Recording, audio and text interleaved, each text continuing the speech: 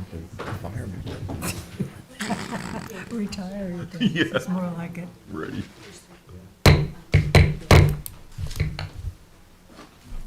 Welcome to the February 8th, 2024 Southampton Town Planning Board meeting. May we have a roll call, Gloria, please? Chair Lufaro, Present. Vice Chair Finnerty, Present. the Secretary is here. Board Member Catalinato. Present. Board Member Mutu. Present. Board Member Neely. Present. Board Member Fulham. Present. We have a full board. Great, wonderful. Please join us with the Pledge of Allegiance. I pledge allegiance to the flag of the United States of America and to the republic for which it stands, one nation, under God, indivisible, with liberty and justice for all.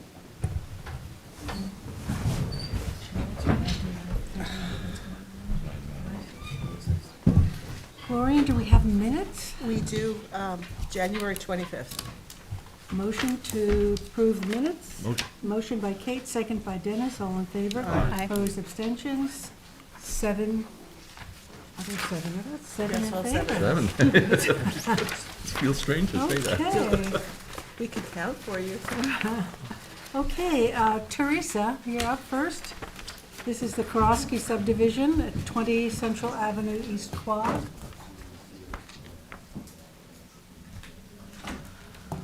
That's right near the hills. Go. Here's a copy of the draft resolution as well as the report.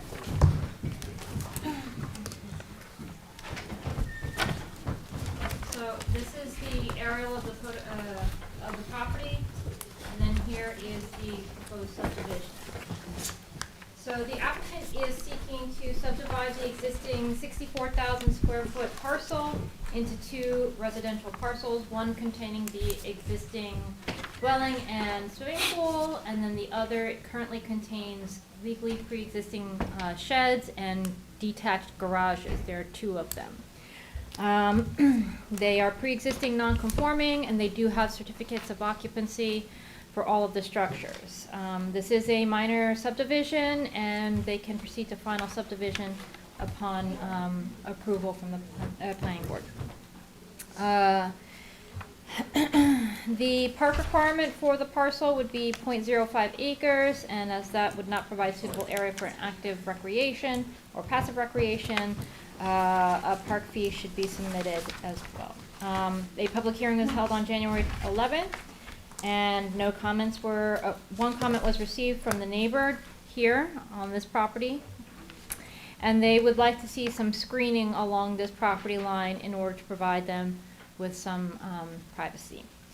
We did receive referrals from the fire marshal's office, the fire district, the engineering department, and the conservation department, as well as the Trials Advisory Board and Suffolk County Department of Health Services. Our recommendations are that all the structures will need to be removed from proposed Lot 2. However, I believe the applicant has some concerns with respect to that requirement. I think they would like to see that the structures remain on the site until such time as the actual parcel is conveyed to another property owner. But that is at your discretion. As requested by, I believe it was the engineers division, the applicant will need to provide monuments on all corners and changes in direction in the boundary line. The broken sidewalk in front of the properties should be repaired in accordance with highway standards. A covenant requiring 3-inch drainage for all impervious structures should be provided as part of final subdivision approval. The property is located in stormwater management zone, and that notation should be added to the survey and final subdivision map.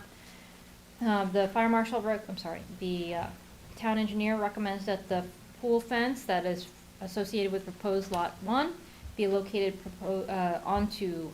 wholly onto that property. The water main that is shown here, he is requesting that it be shown to be extended along the entirety of the frontage of the parcels, inclusive of the flag lot, and any chemicals that have been stored at the site should be disposed of properly, and as requested by the adjacent property owner, screening should be provided along the southerly lot line of proposed Lot 2. So again, I believe the applicant's agent has some, is requesting that the accessory structures be allowed to remain on the lot until the lot is conveyed. Can you point them out to us? Yes, it's, here, let me, Give us an let area. me show the aerial, it's a little more clear on the aerial. It's this detached garage, this shed, and this shed. I don't know if she wishes to keep all of them or some of them, she can. I think the code, didn't they amend the code a few years back? The that code allows- says that you can have accessory structures as long as you're substantially adjacent to the lot that you own that has the principal structure, and you can demonstrate that there is sufficient area for a principal structure, which is clearly you can on this property. Right. But as soon as the lot is conveyed to someone else, the structures do Oh, have to yeah. be removed. Is that correct? Yeah. So it would be tied, I think, by covenant, then, right? I don't know what the mechanism is for that. Yeah. By covenant? It'd be covered on the vacant lot that couldn't be conveyed. That So, would- I mean, again, how the board wants to proceed, if they want to allow that under that code section, or if you want them removed as part of the final I mean, subdivision. it's allowed under the code, so not really give them anything. You know, their other option is to go to the zoning board of appeals, which typically the language is structures to be removed or made to conform. The way you make them conform is getting a variance. But, But that's quite a few variances. yeah, that's, yeah, I think they would just a Yeah. covenant would do the trick. Yeah, Okay, you know. so you will be willing to allow the structures to remain until such time as the lot is I mean, conveyed? I mean, I mean, I it think- complies. I think if you can put that in the conditions. Who is Okay. did you want to come and speak? Yeah.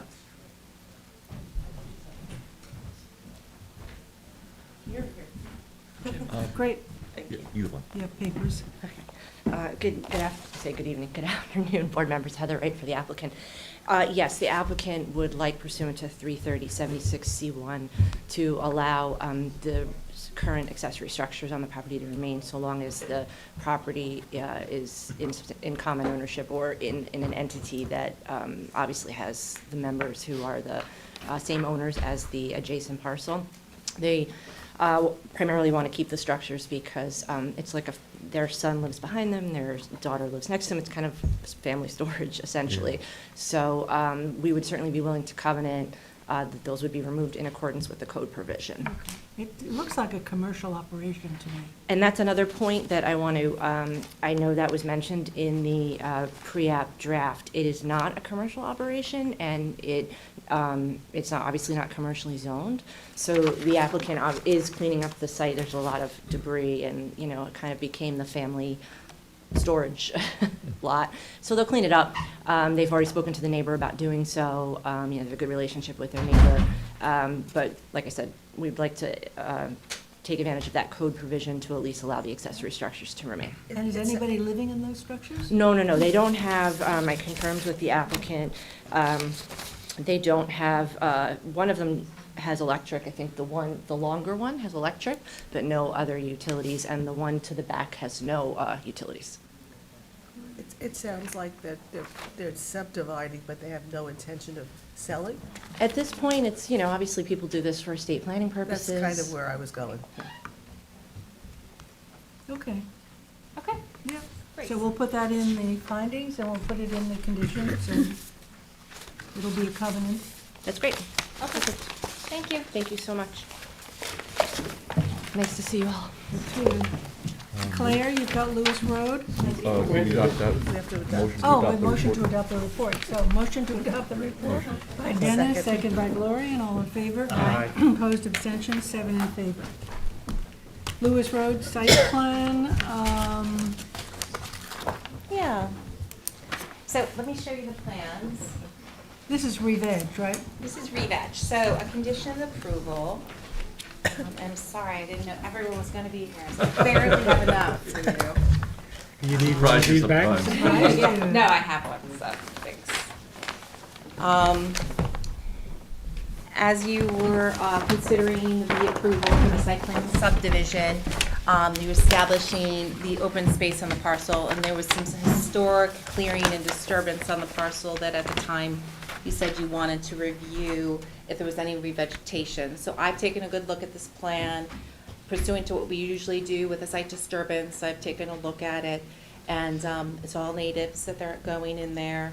And they're reestablishing both the overstory, the understory, which is the shrubs, ground cover, and grasses on the property. So it's a good, it's a good overall plan. Explain Yeah. the colors to us. Yeah, so the generally, it's 21 areas, and they're here.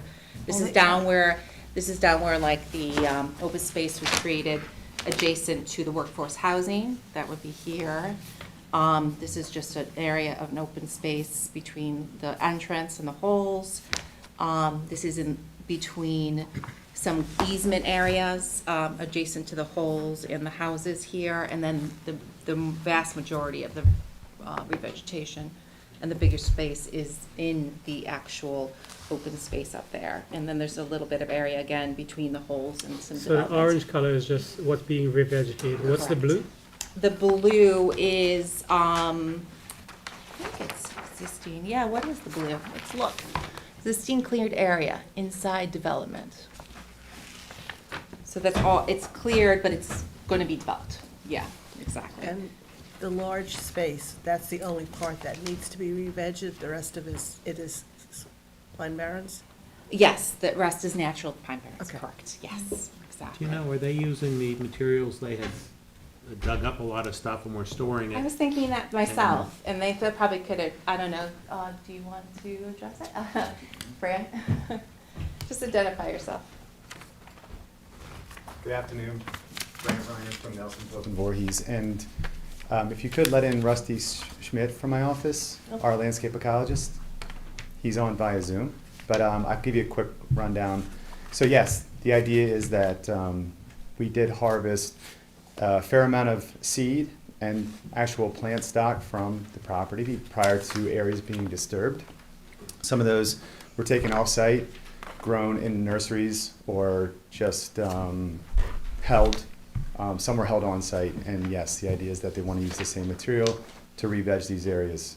There will be some areas that we don't have enough material to do that, but as the seed continues to grow, we'll be able to insert into those areas that are void. Oh, the That's Zoom great. is not working? Okay, but I think that answers some of your questions, right? Do we need some additional Yeah, and information? who has specified has Marty seen the re-veg plan? And No, I did it like we would a typical site disturbance, so we didn't go to Marty, but I'm familiar with the area. I went on site myself. Okay. And I saw some of the areas that were gonna be revegetated, so, I mean, basically a lot of pitch pine. Pitch pine, Yeah, yeah. exactly, so, that is being incorporated into the It'll be plan. done in spring, starting spring? Okay. Is that It's what available. will you start in spring? I do believe that was the objective. I do not know how much we'll get done in the spring, but, because there's quite a lot of area to cover. And we have to wait for the material to grow. Some of the seed was harvested as recently as the fall, because the grasses and some of even the shrubs, you can't collect the seeds until the fall, because that's when they're ready to fall. And it does take a few months for them to actually propagate to the extent where we can actually transplant them into the ground. So again, the idea was to utilize the seed stock and the material that were on site to create a micro ecosystem that's appropriate for that area. And diversity is key. We can't just plant pitch pines. We all see what's happening to the pitch pines. So there's a good mixture of materials that were on site, from the canopy all the way down to the herbaceous ground cover, to be consistent with the pine barren habitat that's currently there. We normally, in our re-veg plans, we have a fairly short window to get it done. So how does that work in this, because it sounds like you're talking about a significant amount of time. This would be, I would answer that this would be a subject to the site plans being completed. So in this case, I think 5 years was given to the site plan to be completed, the time frame. And before a site plan is issued a CO, this is gonna have to be completed. Then we get a maintenance bond. And then we'll get a maintenance bond. Okay. Yeah. Yep. Yeah, I'll put a maintenance bond as a condition. Is there someone who's coming? So Rusty Schmidt from my office is here to answer I tech. have an issue, I think, with the Zoom right now. Okay, So- all right. He can answer technical questions about the plants themselves, but I think that the idea is that we're maintaining the habitat that's there, and to do that as efficiently and appropriately as possible, gathering the stock from the site That's you. keeps it, in its proper Long Island native genotypes. Okay. Are they being grown out off-site? Some are grown on-site, most are grown off-site, right here in Southampton. So we've Yeah. contracted with 2 different nurseries. That's what I was getting at, was who are you working with? Oh, Warren's is one of them. Okay, I think it's Long Island Natives is the other. okay. Both are very familiar with proper growing protocol to make sure that the plants will survive when they're planted. Claire, can you add it says existing disturbed areas, can you add in a quantifiable number of acres or square? Oh, yeah, I think it's 5.85 acres or That something. sounds to that about right. effect. It's Yep. right on the plans, but about a little over 5 acres, so I'll put that.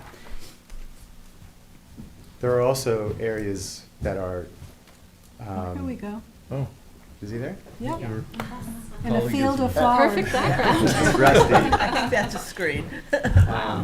Yeah, so Rusty's here to answer technical questions, but again, another point to be made is, as part of these restorative efforts, there is at least 2 areas on the property that are very overwhelmed with invasive materials, high invasive materials, high density, and the eradication of those invasives will be part of the efforts to restore it back to its native habitat. Where is that? Where are those areas? Those areas are, do you mind if I come up?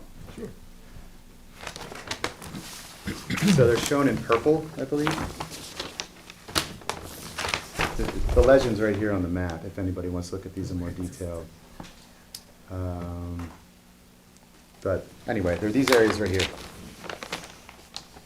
Right here.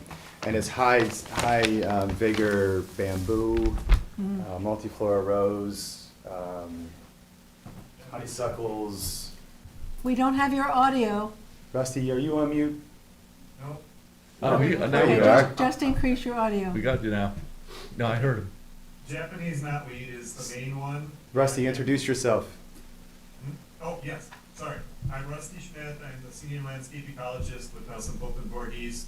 I've been to the site over the years many times, and can answer a number of questions. But what I heard, what we were just talking about is CV9 and CV10, which are or RV9 and RV10 are the revegetated 2 areas that need to be restored, and the 2 main problem plants are bamboo and Japanese knotweed. But there's a whole bunch of other things there as well, including myelominate, multiple rose, and other things. The bamboo is incredible. How big It is. fat. It's like this. It has And been there for a long And you're in time. there, and you're like, there's no light coming through it. It's like a different world. And you Rusty? dig all that out, it's all manual. Yeah. It's, well, but the Backhoes. bamboo will need machines, yes, Right, because it does get pretty deep. They're not using herbicides or anything to kill them. The primary objective is to dig them out. Doesn't kill them, anyway. You need to get those rhizomes out. And Right. the protocol is herbicides can be helpful, but we do recognize that there is a limitation on the use of herbicides. So for bamboo, digging is appropriate. The Japanese knotweed, it's more challenging. Stuff is like wildfire, and everything that's on that list of invasives it's weird that they're all confined to that area because that's the most disturbed area from the previous landscape use. But they're all challenging in their own regard. So there will be a continual maintenance that will be associated with those areas as part of the restorative efforts. But we can do it. We just need time, So Claire, I would add that to the fourth whereas, that there's an area of invasive species that need to be removed. 2 areas, right, specifically? The Yes, anything there- that's purple on the map. Yeah, they're specified on the map. And you have to coordinate with the DEC on the invasives removal and the method, or? Actually, we're coordinating with the Pine Barrens Commission. With Pine Barrens? Okay. Yeah, yep, they're part of this review as well. Disturbances in this area are heavily regulated by them. The revegetation efforts are heavily overseen by their qualified staff. We've been working with them exhaustingly over the last many, many years, more than a decade, to try to make sure that the project is properly executed and the restoration efforts are properly implemented into the site. And so far, I think that they would agree that, you know, the efforts are being made to make sure that that's happening. Fencing has been installed along the way to make sure that areas of no disturbance are being maintained. And like I said, they recognize that we have been collecting seed and transplanting plants. So yeah, it's been a pretty heavy undertaking, but it's happening. Okay, any other questions? Any other questions? No? So I'm going to add a whereas related to the 2 areas that have the removal of the invasive species, as noted on the A plan. little more detail, Claire. Great. You know, because it's kind of broad. Yep. And then I'll make a provision about the maintenance bonds after the completion, okay? And then, of course, as he spoke about it, Pine Barrens will have to approve this plan prior We to have any to have that as- implementation. Yeah, So I've included that. yeah, Okay. so you'll add a few more. Okay, Great. Thanks. Sure. thank you. You're welcome. So we're not We can going adopt with- it if you'd like. Well, you want Thank to you. write it, no? No. Did you want to submit it again? I mean, it's very, to me, very vague. I don't know I how can everybody do that else for the, feels. I mean, I'm just not here the 22nd, so I could do it for the 14th and write it up for you. What's Do they your, wanna you're get comfortable going with? on the planting though. No, they're not going to plant now. I don't When think are you they'll gonna plant by start March planting? They won't do 14th. plant. I don't think so. You can plant next week. 50 degrees weekend. outside. Yeah, for 50, but I don't think they're getting Pine Barrens approval by. No, no, Oh, you need yeah. Pine Yeah, Barrens I mean, approval usually and isn't there like everything. a map of, like a landscape plan? Is it in there? This is The- the details? Yeah. Yeah, every Every page, sheet. this is a key, Yeah. So- and every page has a detail. They're highly detailed plans. Yeah. Each area is broken out individually Mm-hmm. on the plans. Do you want me to Yeah. email it to you? We can be promoted? I think you need, No, I I just think you feel like, need you to know, that's what reference we it. normally I see, mean, so they're- I just wanted to make sure that was included Yeah. and Pine Barrens will review it. Yeah, Yeah. I mean, we haven't seen this, great. any Yeah, of we've this. never seen any of it. Anything, so I can't listen to you and read. I'm gonna rewrite it, and we'll have it on for the 14th for Yeah, adoption. and Yeah. more detail, Claire, and reference this. These are great, these plans. No, the plans are referenced in the decision, but yes, of course, I can. You have no greenhouse on, I mean, when we went for site visits, it's all, the nursery is all open. It's open. Yeah, you don't have a little temporary greenhouse. No No. temporary structures that I'm aware of. Yeah. Um, Okay. Wayne, do you want to say something? Yes, hi, Wayne Bruin with Shea Marcinkin Bruin. I'm just wondering, the details that you're looking for, I think Claire has a handle on, it's referenced in the plan, but ultimately the decision that you're making is to approve that plan, and we need to get in front of the Pine Barrens and Yeah. get this done. It also is something that is holding up our site plan. It's the last element of us, Is the was a condition landscaping? of your site plan, so we can't move forward with anything Yeah, with the building all right. department, so I- without your approval. I get We it. understand planting, we can't do it to the Pine Barrens, but at Mhm. least we can process our site plan and start to apply for building permits and things of that sort. So Okay. I was hoping that you could do that today rather than wait Well, another my month. only issue is if we can get Claire to, Do you want me to type it up while somebody's talking this afternoon? And yeah, Yeah, more I can do detail, that. and then we'll pass it. Yeah, Yeah. that'll take me Okay. 5 We minutes. just Appreciate need more that, yeah. detail, yeah. Mhm. So we'll adopt it, well, you can even adopt it tonight if we don't catch it before the end of the meeting. Well, we so- should, yeah, we should Yeah. before the end of the day. Yeah, Yeah, I can do and I that. think everybody's in agreement to Yeah, I pass would it. just like to We actually just- read yeah. it. If Yeah, there's I a revision understand. to the resolution, we should see it Yeah. in Yeah. this case. Okay, good. Thank you. Thank you. I'll do my best, Thanks. unless you keep me here the whole time. Your Puccio laundromat, Claire, another extension? He's here for Puccio, No? right? Well, he gave me an extension, so let's do the extension, but I do want him here for the discussion, and maybe he just was a little late, so if you don't mind tabling it until he Okay, appears. we'll table it. But if you want to do the extension, he gave it to me till March 14th. extension to March 14th. Motion Motion. by Dennis, second by Gloria, and all in favor. Opposed, abstentions. Okay, Sunrise of Spionk, 1313 Spionk Riverhead Road. Yeah, this is Sunrise and Spionk. Is Mhm. someone here for that? Hi, how are you? Did you get a copy of this? I did not. Okay, I'm gonna give you one. So this one we reviewed at the last meeting, so this is just the decision to go over based upon the staff report discussion. I don't think there was much to it, but we'll go over the decision. Just one second.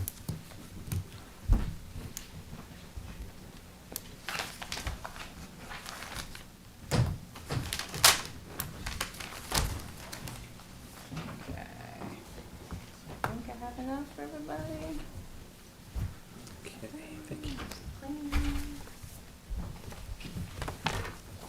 This is that industrial building. Yeah. Jason told Delandro, there's two actions. One is gonna be modifying the covenant to be consistent with the APOD 50%, and the second action would be to approve the warehouse application, office and 2 storage bays on the property. Right. So Claire, I read this and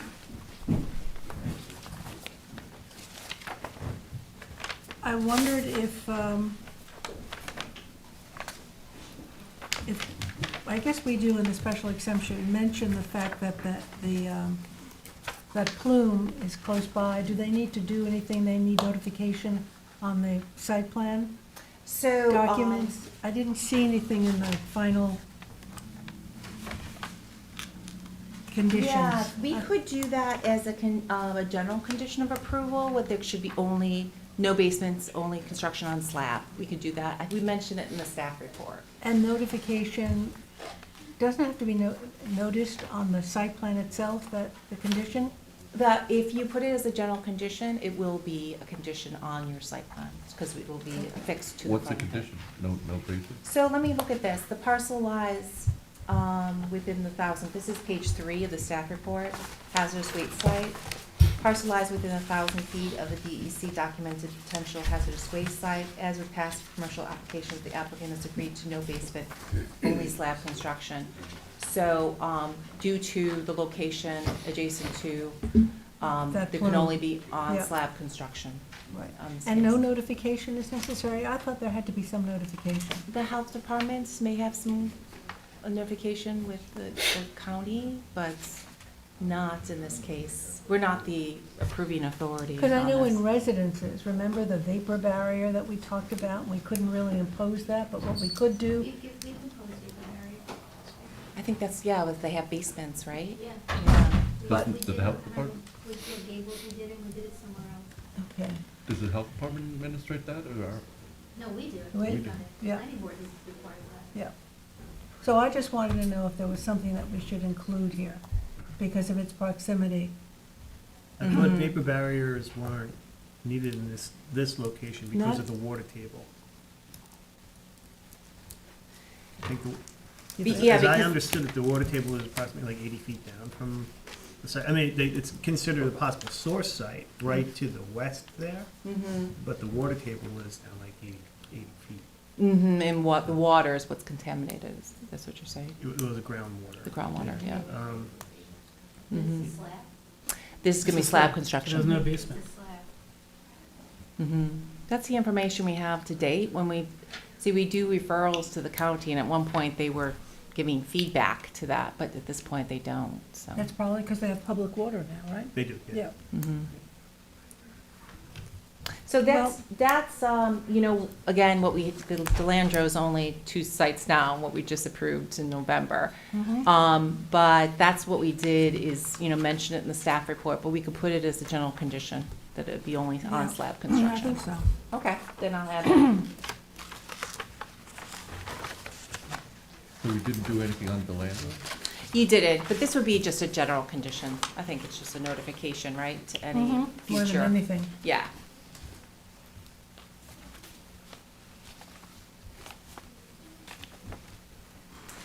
Do you want me to just to do the resolves in this case? That's page 2 of the resolution. Everything else we've reviewed. The first result would be the planning board hereby authorizes the amendment to the covenant up to 50% for the Sunrise at Beyond parcel pursuant to the town code, and that would be submission of the amended covenant to be submitted as a condition. The second result is to approve the special exception application for 2 special trade contract uses on the subject property. Just want to make sure that that's correct. Additional outdoor storage, except what is shown on the site plan, is prohibited without further review and approval by the planning board. And the third result is the adoption of the staff report and the approval of the site plan and application. And the conditions, number 1A is note the location of 2 chargers, EV chargers in the parking lot. B is compliance with Department of Public Safety comments. C is compliance with the town engineer comments. D is removal of dry wells from the 50-foot buffer. E is note the type of outdoor storage on the site plan, i.e. vehicles and clean dumpsters. F, note the lighting on the building. All lighting should be mounted on the building no more than 10 feet above grade. Note the dumpster to be enclosed. Remove reference to the freestanding sign in the buffer. It could be located along the driveway. I just make a suggestion because they're putting it right in the buffer with the vegetation. You can't see a sign in the vegetation. So my new general condition of approval is going to be the wording related to the contamination and the on-site, the slab construction of the building. And then a project limiting fence shall be installed prior to commencement of clearing work on site. The fertilization of vegetation should be limited to 15% on site. The screening of the HVAC systems. Installation of dusk to dawn lighting fixtures shall be prohibited. All lighting shall be shielded. And 3A and B are general, the affidavits, accept copies. 4A, this is prior to CO, is the amendment for the covenant for the 50%. The future cross-access easement agreements to the north and south with the title cert, mortgage consent, and town attorney approval, legal documents, and the 2-year maintenance bond for the landscaping. Was there any discussion or recommendations from anybody or a fence on the top of that wall on the back, on the Yes. west end? So that's included? That's part of the town engineer Okay. comments, but I can say that if you want to Yeah, because spell that's it right back important. up. There's like a 5-foot drop off from the inside. That's a big one, yeah. So, including the fence on the top of the wall, of the retaining wall, okay. Thank you. Good catch. So for your, Any comments from the applicant here? any comments? Okay. Any more comments? Okay. So a motion to adopt? Please.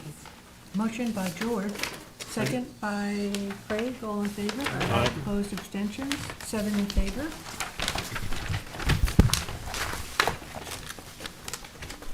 Seahorse Stables, Claire Sahai LLC, 4 Whispering Fields Court. Hi, everyone. Hi, John. Claire, this is your map for that. Jackie, I'll give the original to you. It's the nice crane crest, crane Oh, bottom it is lovely, station. there's no Everybody else gets no it. raised seal? No, everybody else gets it. It's very nice. Is it scented? What? High rag. So, whatever the hell that is. Right, this has, no, you can see from the watermark if it's raised content, John. This is not. Okay. Poking fun of myself one time. I did a little color. John, is this right? Come on up, Brent. Hopefully I got this right. These are what's proposed, and the orange is what's like existing, you're just legalizing? We're asking for them to be reapproved. Reapproved. They were reapproved, and the owner at the time thought all he had to do was get the site plan approval, but he never got a building permit.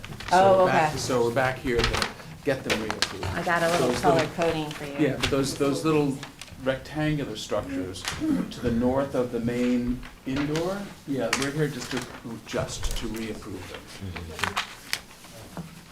So you just reapproved the whole site plan, right? Well, The indoor Oh, that's closed out. and the Can we stable, let's start that's from the all. top. Oh, I'm sorry, I was trying to respond to Dennis, I apologize. I sent this to you, you have it, right? The approval? I have that one. I didn't have this one. What do you got? No. Did you distribute it to us, Do Claire? the staff report? I have the staff. I'm giving it to you right Okay. this second. Oh, So it's the staff report. Oh, you got it. I have this. I just didn't have this. oh, that's the proper one. Here, that's the staff report. Okay, thank you. Thank you.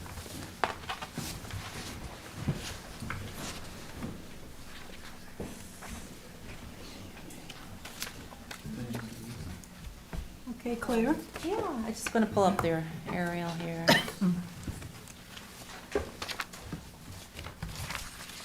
So I distributed the staff report at the last meeting.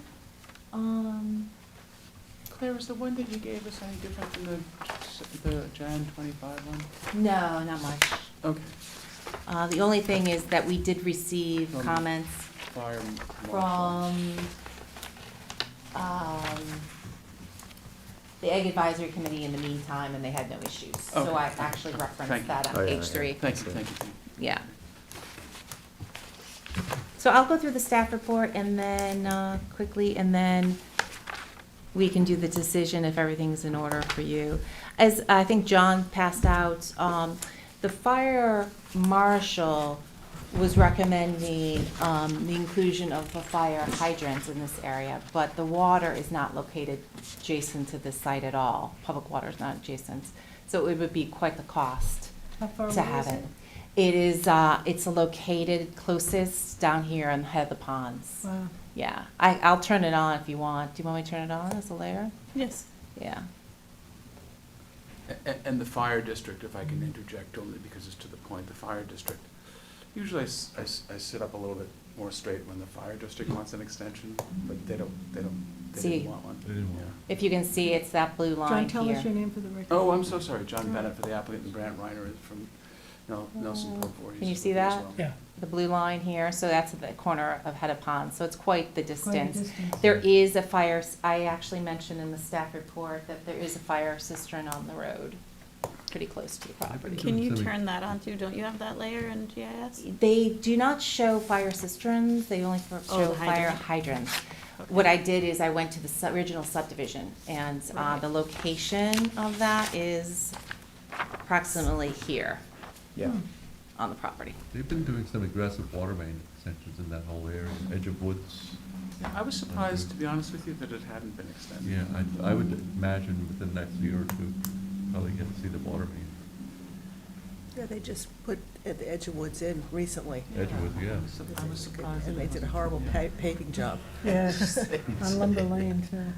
Oh, yeah, that, Oh, but that was electric. yeah. Well, that's not what they're asking And for, do they're they- asking for fire. Do they add fire? What's that? When they do mean But then you'd have to extension, install a they hydrant, and add, that costs. Oh, yeah, every 1,000 feet they're popping them.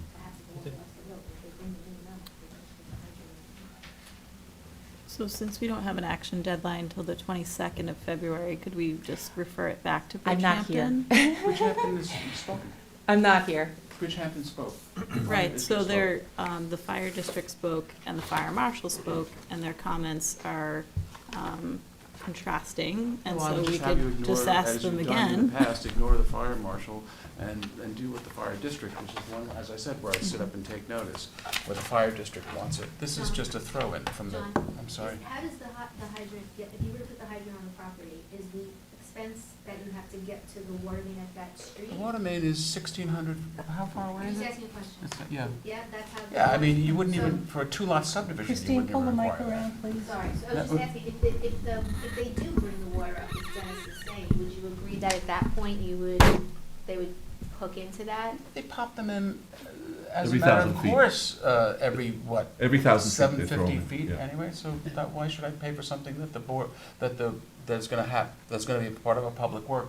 The hydrants are popped in every? Yeah. Yeah, Oh, okay. as a All matter right. of routine, All right. yeah. Yeah, I thought it was 750, it's 1,000. 1,000 feet. Yeah.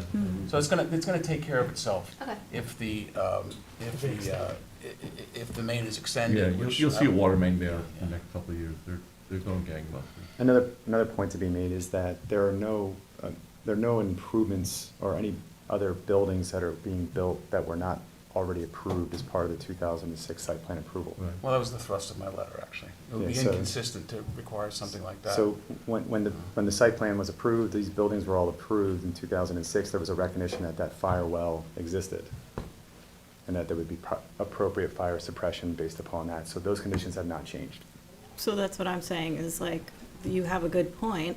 Let Bridgehampton Fire District say, yes, that's why we said no comment, and then our bases are covered, and, you know. They did that. Yeah. They did that. If they use the word recommendation, that's the fire marshal, and when they say requirements, that's when we have to listen. So Okay. Yeah, that makes that's the way I understand it. Okay, and that's your wording, Claire, from here? Your report? Well, The fire district says the board has no recommendations or Right. requests from the, Of the planning board. that's what the fire district says. And to be very frank with all of you, I stand up and pay quite a bit more attention when it comes from the fire district. District, not the. Sure, they're on the Yeah, ground. 'cause they're on the ground, yeah. But I think it would be not only an inconsistent, but an unreasonable and confiscatory request to, as the fire marshal wants to extend that water, particularly when it's, I mean, I've got an approved site plan, I'm putting in these, I'm asking for reapproval of these 3 small triangular buildings. I've got a open air raised patio. There's no firematics There's no change. residents, there's nobody No. living in any of these. No, there's no firematics change since the original approval. And if it was just maybe putting a fire hydrant in an existing main, but I'm not gonna, I think Several you've thousand approved, feet. I think you've Several thousand. approved, you know, 4-lot subdivisions and not even maybe bring water in like that sometime. That's a long run. It is. My hope would be that it's gonna fix itself, though. One It would is. hope. Yeah, yeah. Okay, Claire, you want to go over the report?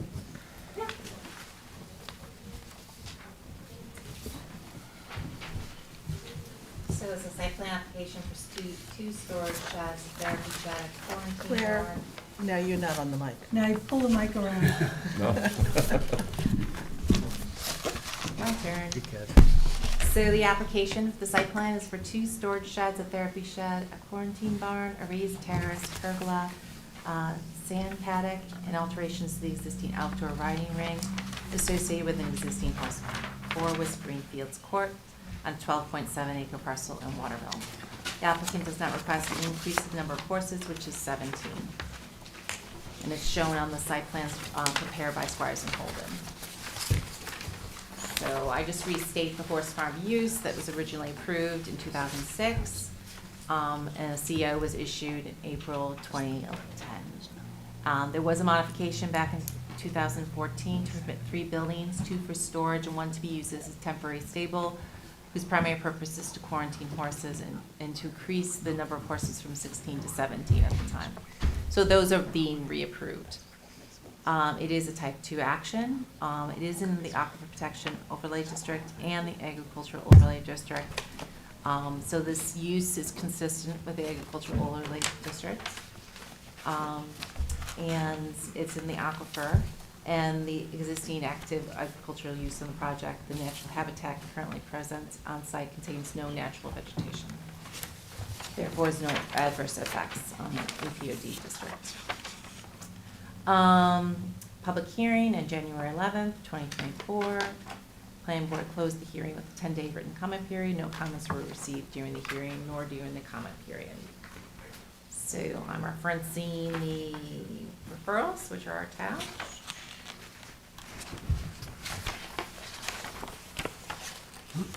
So first is the fire marshal. Proposed work shall not impede emergency vehicle access to the property or equipment. Recommend the installation of key boxes on the property. You have no problem with that condition, right? And the Bridgehampton Fire District subscribes to Knoxbox Company. Recommend the installation of fire hydrants and fire service mains. The nearest fire hydrant is an accessory to 800 feet from the main building on the property. Additional fire and life safety concerns will be addressed during the formal building plan reviews. Site plan review only. So the town engineer did not recommend completeness. However, just wanted the details on the proposed patio and pergola, so that'll have to be addressed before signature of the plans. The fire district, December 18th, said they had no recommendations or requests for the planning board. On the ARB, in their minutes, it's at the bottom of the page. They described the application, and they recommended approval as submitted, and the board agreed and had no comments.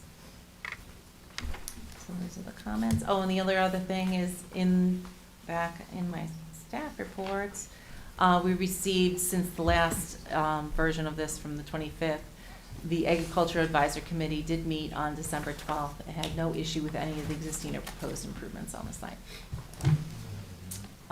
So basically, it's the site plan review standards. There's very little change happening on the property. So there's no change in A, B, C, D. It complies with the comprehensive plan updates. Natural features, the natural agricultural soils will continue on site with the proposal. No other identified natural features are located on site. The site is not located in agricultural sensitive area. Pavements. So the project proposes to legalize the existing two-story storage sheds, a therapy shed, a quarantine barn, sand paddock, and alterations to the existing outdoor riding ring. Proposed construction is a raised terrace and a pergola adjacent to the sand paddock. The engineered plans will be reviewed and approved by the town engineer. No changes to lighting. ARB has indicated their approval. Town engineer requirements shall be addressed prior to signature of the plans. Public utilities, no change. No public address system or sound system shall be permitted. Conditional approval. I have to make sure I put that on there. No change to handicap spaces. And then energy conservation, I put your typical language that you've been doing at the last, including the reference to the climate action plan. And then there's no opportunity for cross-access, see facades for architecture, and the agricultural overlay district, the standards met. So I just mentioned, I just speak about the hydrants at the end, the recommendation, and just note that the fire well was installed on Whispering Fields Court. Okay. Any more questions, Sean? Is Well, that it? just you're removing on 1A, obviously the knock boxes are fine, that's just a key, right? So you can see. Yeah. it's a key. But you're gonna remove the fire hydrants, correct? Correct. Thank you. No, thank you very much. Thank you for doing this quickly. Brad, am I missing anything? No. I don't want you to yell at me after. You forgot to talk You about. take all the fun out of it, then. Any questions from the board? Okay, motion to accept by Dennis, Can I second by. add, sorry, can I add that Sure. condition I forgot, which is the no address, sound system? Yeah. Yeah, I'm gonna add that. Yeah. It's pretty typical. Thank you. So motion by Dennis, second by Kate, all in favor? Aye. Opposed, abstentions, 7 in favor. Thank you all. You want your original one? No. Keep it? Can keep it. Original signature She's from John packed Bennett. that You she'll can- keep it. One day, it'll be on eBay. I should be so lucky. My grandchildren should be so lucky. Exactly, right. Okay. Claire, are you done? No, I'm gonna go right your Lewis Road, I'll be back. Okay. So we have Anthony. Number 6, 204 Butter. 204 Butter Lane, Bridgehampton. There is a copy of the report and the resolution in that. Okay. Did we run out of staples? What's that? I said, oh, I guess it's you've got a paper clip Yep. and staple.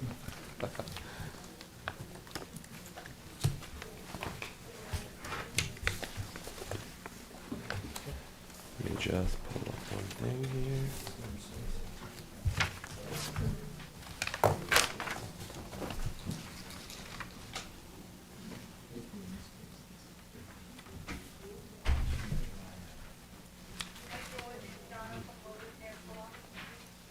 Sorry. That's okay. You have me. There, go back to the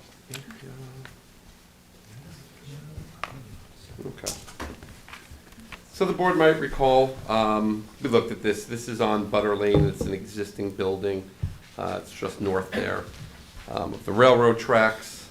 Further to the north, we're looking at a site plan on the Farrell property, just for reference here, tradesman's path adjacent. The site's currently improved with existing structures and gravel parking, landscaping. It's LI 40 zoned. This application was for a change of use, a special exception to allow a physical fitness facility in that zone, which is a special exception, subject to the general standards and a few specific standards. So it's really just a change of use. They're gonna upgrade the parking a little bit. Looks like there might be a couple of doors that are being replaced on the building, but beyond that, not much going on here. Some of the board members have been to the site. So if you look at the report that I have, might as well just go to page 2. We did do a pre-submission on this, by the way, so all that was covered. This is an unlisted action. The planning board did neg deck on this back in March. Hold on. I am actually looking at the wrong one. Sorry about that. It is an unlisted action. This is one, the zoning board. Did you looking at the wrong? Which did I hand out? 204 Butter. Okay, I was looking at the wrong one on my desk. Okay. The seeker was unlisted. This is a case where the zoning board did the neg deck. It was just a change of use, so we didn't have to really coordinate. We did have a public hearing. I mean, we had a public hearing at the ZBA, but you waived one here with a 30-day. I gotta fix that spelling. And no comments were received. We did our referrals. Fire prevention came back, gave pretty typical comments as they require, and they do note that the gravel driveway north of the building shall be designated as a fire zone. And that's pretty typical. Again, key boxes, all this information. They will be re-referred this at the time of a building permit to make sure all the floor plans and exit signs and such are consistent. Then we have public water and hydrants in the area. Town engineer provided comments. He gave a checklist, which I will attach to this. It was just a checklist with a few technical items that were needed, which I forgot to add in here. And then a couple more comments regarding the concrete aprons and the roof leaders. And beyond that, it was pretty minor. The Bridgehampton Fire District provided comments and said there are no additional firefighting recommendations at this time. If you look at the site, there's a lot of information in here, more than we normally would look at for a change of use, but it's a special exception. So the site plan standards, traffic access, these are existing access driveways, and with the parking being formalized, I think that's a good site plan for the site. Same thing with the interior circulation and parking, and this was one where the applicant provided the applicant with a parking analysis, because the business model here, if you recall, was a largely appointment only with staggered appointments and sessions, indicating that the parking demand would be roughly 14 spaces at its peak. And so that's what we use as a basis for this. And incidentally, this was also the basis for the zoning board's decision. They granted the parking relief here, so they imposed a condition that any changes, They have to come back to us. they would have to come back. So, and we're gonna get to that Yeah. when we get there. On page 4, landscaping and screening, just to give the board a sense here, you can take a look up here. In the resolution, I blocked it out. We got, like I said, there's gravel, there's some landscaping, some nice street trees here. There wasn't any additional landscaping proposed as part of this plan, but I just noted it in there if anybody wanted any. It's nicely landscaped. Yeah, it's very nicely landscaped. It gives nice views of the building. It's not overdone. Existing development in the master plan. Again, this is a special exception project, so it's subject to the special exception standards, for which the applicant submitted the necessary petition, and we're able to go through those standards. E talks about natural features. Really nothing on this property on or adjacent to. It's a fully developed industrial area. Cultural features. It is located in the New York archaeological sensitive area, but there's no new development to develop site, so really nothing historic on either side. The building was there. Building was there, and they're repurposing it, which is nice. That's always good. Pavement, on G, if we go there, it just says address the town engineer's comments, This, again, existing conditions there. Facades, the elevations are being maintained, again, just some replacement of some windows, but beyond that, the building stays the same. Drainage, again, address any town engineer comments as may be needed. Public utilities, public water serves the site, and I believe an upgraded septic system is being proposed for the site, so that'll be an IA system as well. Anthony, I see the town engineer talks about paving. I don't see drainage, but there must be drainage on the property. Yes, well, there's, you're looking at the site plan that I had on I'm the... looking at this and I'm reading your review where he talks about it being paved and striped. There's one, and he would normally mention drainage if there was any concern there, but. Yes. For paving everything, but I just don't happen to see any drainage in the street view, so I assume there's drainage there. Yeah, I mean, Tom will normally point out when there's an issue and then what has to be done on Right. or within the right, to address it, But so. leaving it out means it's not a problem. I'm gonna make that assumption because Okay. Tom, has done the review. But I also, I flagged that as well, Tom. Why does it have to be paved? I mean, it is. It doesn't pervious. have to be. Tom is actually asking that it remain gravel, correct? It's not what he says. Come on up, Carl. You have mentioned that, Carl, I thought. It says, the town engineer, asphalt or concrete aprons to be provided, parking lot shall be paved and striped. He said paved. Yeah, paved, yeah, sorry. But there's no need to pave it. I mean, this is pervious, the gravel works Yeah, perfectly, they can use curb stops, I don't have a problem with that. Yeah. Quite honestly, the We have gravel no looks problem. nice in this This is particular far, setting. far so. better than paving. You'd rather the gravel? Yeah, it's pervious, it How do you percolates. mark parking? I think with curb With stops. curb Curb stops. stops? For curb stops, I think with ADA, you just have to do whatever you have to do with Yeah, ADA. With the asphalt walkway to the front Sure. entrance. And then signage, Right. the little, I don't have any Okay. issues with I that. mean, that's environmentally better than Than paving more. paving it, right. yeah, believe it or not, this area is still APOD. Is that a Yeah, personal and- fence in front of it? Even It if it's is. not. It is. I know, even if it's not. What's that, But these have been clear cut for What's the fence? centuries. this? It's ironic, I can't. That looks believe like, Why bother? almost like a Right- vineyard right to the feature. front Oh, of okay. Yeah, Bridgehampton. it's a landscaping feature to make it look like a It vineyard. was a private wine facility. Yeah, yeah, yeah. Privately owned, and he had a vineyard in there. Yeah, it's actually sort of nice.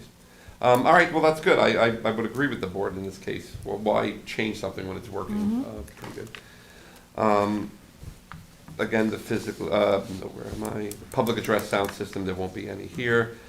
Physically challenged access, it's shown on the site plan prepared by KPC Planning, and so that will have to be included. Energy conservation, again, well, in this case, I think we could note that the preference would be for a gravel parking lot to sort of help with the Drainage, drainage and everything else as Yeah. a form of green infrastructure, and, so exactly. I'll note that in there. I think that's And good. Anthony, when you have this great little thing that we're putting in all about green stuff, reference the CAP as well now, Climate Action Plan. Yep, That's part of the master plan now, so it just adds gravitas to the suggestion. 100%. O talks about joint construction or shared improvements, which is not applicable in this case. Architecture, there are no changes, and it's not within the ag overlay district. With respect to the special exception standards, again, A talks about the use being consistent with the intent of this chapter. Again, it's a special exception use subject to the criteria, which I believe it meets. The plot area is sufficient, although it's non-conforming in terms of the lot size of 40,000 square feet. I think it's just shy. It's, almost 40,000. Again, it's an existing condition, and with the limitations on the business through appointments, I think addresses the concerns as it relates to, any potential parking and such. C, the proposed, I think this use, unlike a lot of other industrial uses, is probably pretty low in the intensity level, so I don't anticipate any impacts on adjacent properties. The site is particularly suitable. Again, it is subject to the standards, which we're reviewing. It's not near a church, school, or theater or recreation area. F talks about the general acceptance and definitions of such a use. In this particular case, the town code does actually have a definition for physical fitness facility, which I lay out there. Can I just, it's not that far away from school, Oh. from Hayground up there. So Okay. what's the distance? It's less than 500 feet, we know that. We did a 500-foot analysis, I don't have it with me. We actually did it for Then Anthony the should parking include. variance. Yep, Include okay, that. so then I'll take note of it. You should have it somewhere in the record, so you can just reference it. Okay. Yeah. I think what we could say in that case then, Jackie, and thank you for bringing it up, although located within 500 feet, we would note that it is further to the south and is separated from this use by other uses that already exist, Yeah, and this will be that less That intense. industrial park. So yes, I will absolutely add that. That makes sense. Access facilities, again, these are existing facilities, and will be adequate for this particular use. Curb cuts, again, are existing, and there's no new curb cuts being proposed. I talks about parking, so this is where they did get the parking relief from the zoning board, where 36 is required, and they're providing 18, while their parking demand analysis showed roughly 14 being needed at any one point. So, again, the monitored customer check-in, advanced reservations for group fitness and personal training sessions, and the spaced-out classes were designed to address this, and they were imposed as a condition of the zoning board, and we'll impose them as a condition here as well. K talks about disposal of runoff. Again, we'll note here about maintaining the gravel and the upgraded septic system as well, because I think that's important. L, there will be no outdoor sales lot or equipment permitted. M talks about recognition of any further conditions, which we do acknowledge exist, and we're going to go through them next. So then, there are special standards as it pertains to physical fitness facilities. I won't purport to fully understand what A actually means. If I may just read it, it says, industrial use activities, if consistent with good industrial practices and established prior to the surrounding non-industrial activities, are deemed reasonable and shall not be considered a nuisance or an interference with the comfortable enjoyment of life and property unless the activity has a substantial adverse effect on the public health and safety, and provided that such activities are not being conducted in violation of any other provision of the town code. Makes Doesn't perfect say sense to any- me. So It when, doesn't mention physical fitness facility in there or anything, so it's When- sort of a very general, vague when were statement. these special standards? Not too written? long ago. Not too long ago. Again, we'll note that in this particular case, this is a non-nuisance use. Yeah. It's not really an industrial use, and it No. is subject to the limitations imposed I by could the almost applicant. argue that they're saying you should only have industrial because everything else around it is industrial. So Yeah, you- And we need that in town. Yeah. It's, so it's weirdly written, but in any case, we do note that we wouldn't anticipate any negative impacts on the adjacent properties. B talks about traffic patterns and pedestrian circulation. Again, given the customer check-in and advanced reservations and the spaced-out classes, the traffic patterns and pedestrian circulation won't be negatively impacted or interrupted by the proposed development. And again, the applicant shall demonstrate that the proposed physical fitness facility can accommodate the parking requirements and traffic. This is one, A, they did get the relief from the zoning board, but B, they also did provide us with a parking analysis demonstrating what their demand would be. So I think with that, I was pretty comfortable with the project. So then the second document you have there is actually a draft resolution of approval. We could just go to page 2 and start going through them.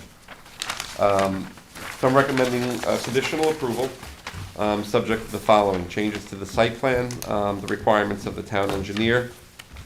I want to say is maybe applicable. Where are you now, Anthony? On the Page 2? Resolution, page 2. Page 2. Of the resolution. I want to say as may be applicable, and I also want to note the gravel parking lot shall Yeah. remain. Okay. Per the Department of Fire Prevention, my guess is they'll have to put up some type of, fire zone sign or something like that. C, show the 18 parking spaces being provided along with the parking calculations and no That's gotta relief be, granted. yeah. Yeah, what I did notice, actually, your site plan, you had the one prepared by KPC, and then the one prepared by the Rayner Group, I'm not sure who did it, but just make sure they're consistent, that's all.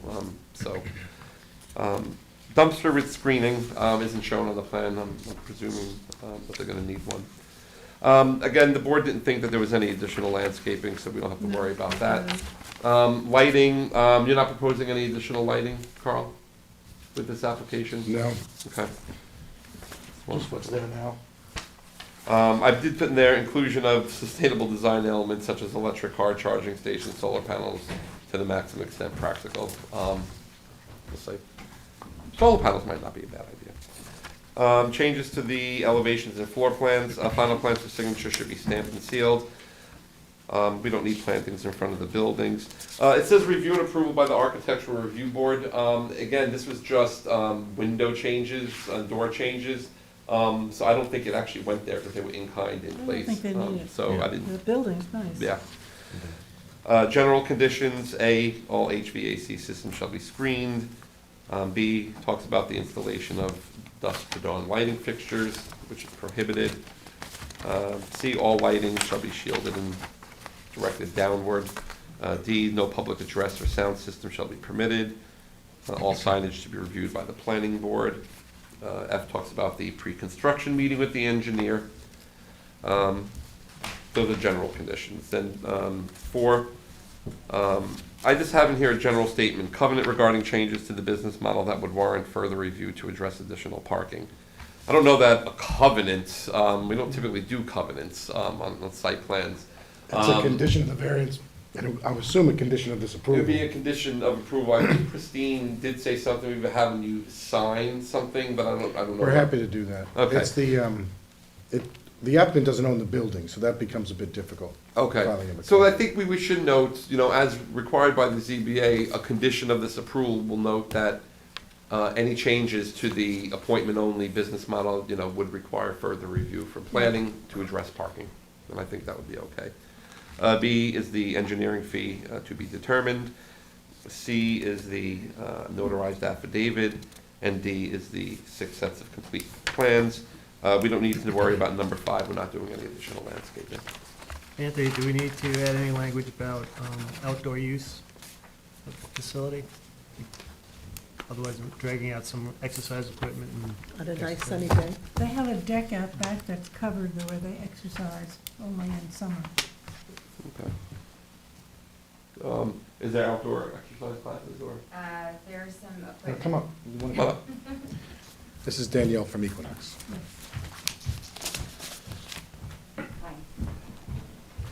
Yeah, we met. Yes, we did. Nice Yeah. to see you again. I don't think I put myself on the record. Carl Benacasa, 860 Montauk Highway for the applicant. I'm Danielle Larson with Equinox. Yes, there is some outdoor equipment in the back of the building that's turfed for, just utilizing, the battle ropes, or there's some decking that people go out and just do some functional movement. So it's limited. So maybe we would put in there, because it should show on the plan, artificial turf deck on the side of the building, that any outdoor use of equipment and or classes shall be limited to that area shown on the site plan. Yep. If that makes the board comfortable. That's good. Sound system? What's it, No sound No system. sound. Yeah, it says, No it says sound a thing on system. no PA. Okay. what's adjacent to that building? It's all industrial. It's the industrial park right behind it and across the street as There's a well. moving Yeah. company. Oh, yeah, looks like we have Until the some next. special pandemic. train or Industrial, then there's the storage. pool company and Until the next telemark pandemic across goes. the street, the train station. And Soul Cycle. We're the least noxious element around. Remember Soul Cycle? That's fair. During the pandemic. Did I ever go? No, I mean, the whole Soul Cycle. Oh, when they were on the tent? On Montauk Yeah. Highway. Yeah, yes. They- The least Yeah, not, that's- depending on that's your how other hard op- you work out. That's your other application, diagonally across. So the equipment outside. Yes, that is my, is that has gonna nothing be to do with used- this application. We've been talking about Noise 14 and spaces and training by appointments or whatever. Is the equipment outside in addition to, because couple of years ago, and I think it was probably operated by, a different manner, but there was a lot of concern about parking. There were lots of cars there, there were big classes. I know everything I've heard is that this is gonna be controlled and they're only gonna need 14 spaces. Mhm. How much additional stuff is outside, and is that in addition to the appointments that you're gonna be making? In other words, are we gonna have big classes No, there? it's no, the classes are, it's really just small group classes on that like deck outside. And then mostly it's a training model. So it's the personal trainers that are going out and utilizing that equipment on the back turf. Okay, okay. When they do the outside though, there's no amplified music? No. No. Okay, but we have something in there. And we that's have no that in there, outdoor. that's, that That we Yeah, do have I mean, I was conditioned. thinking about music, and I was also thinking about lights, early or late, but if there's nobody living nearby, that's less of an issue. It's not an issue. As Carl said, it's the most benign use in the Yeah. area, Right. and it's attractive. Thank you. It looks nice. It does. Keeping people healthy. Good-looking people going in and out. Which means obviously some of us will be able to go. I invite you all to come. Okay. Anthony, one last, on the gravel driveway, just to go back, I think Mhm. Dennis had made a point. The reference to the gravel driveway, do we have to put something about consistent with ADA requirements Consistent with ADA requirements, particularly because of the ADA parking. and pedestrian access? Yeah, and what we'll do is we'll get, and subject to final review by the engineer, of course, obviously, because he's ultimately got to sign off on everything before we stamp the plan, so, yeah, we Okay. do that. And then we'll indicate the no parking fire zone with Yeah. signage? Yeah, Okay. and then, Okay, yeah, so I would recommend with those changes, the approval. finished. Any other questions? Okay, we'll move to adopt the report. Motion. By Gloria, second by Kate. All in favor? Aye. Opposed, abstentions, 7 in favor. Thank you very much. Thank you very much. Bring pajamas tonight for this one? This one's gonna be long. What's on that's gonna be done? Kevin, I don't know if anyone's here. It's big time, on this big one, time. But they could be on Zoom, but we're gonna go through this Because anyway. they came to the first one. I Which wanted him to application feel is bad. Hampton Six? Report and Reso. Hampton Six, it's, Aurelia, this lady Aurelia might be on. Did you find out if it's all one piece of property? That's not the point, they would do the whole thing. All right, well, we'll see when we go through it, if anybody raises their hand. This So, building is a standalone. everybody knows, this project. We've been looking at it multiple times. The expansion of the Hampton-based market into some Yeah. additional space would bring it back, would bring it up to 12,500 square feet.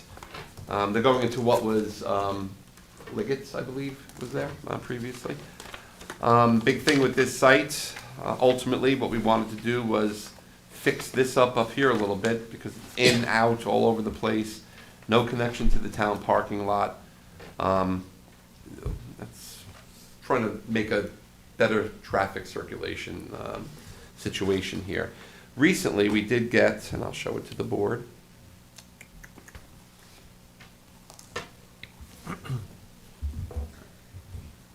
Hampton 6, just bear with me.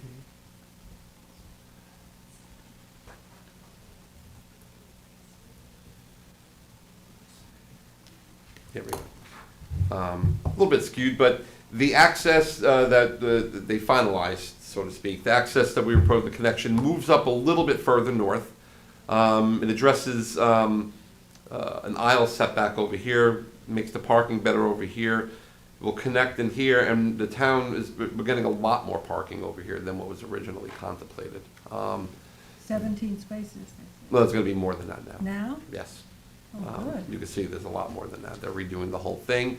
This access back here gets shut off, which we weren't sure about. We have no control of it, but they've been in discussion, so that's gonna get shut off. The mailboxes are gonna be relocated to work with the new layout and everything, So where's the exit of the town parking lot now? All This is on gonna go all out to Ponquag? Ponquag. Only on Ponquag? On the Ponquag, and then we are going to, this site's gonna maintain the two-way access onto good ground.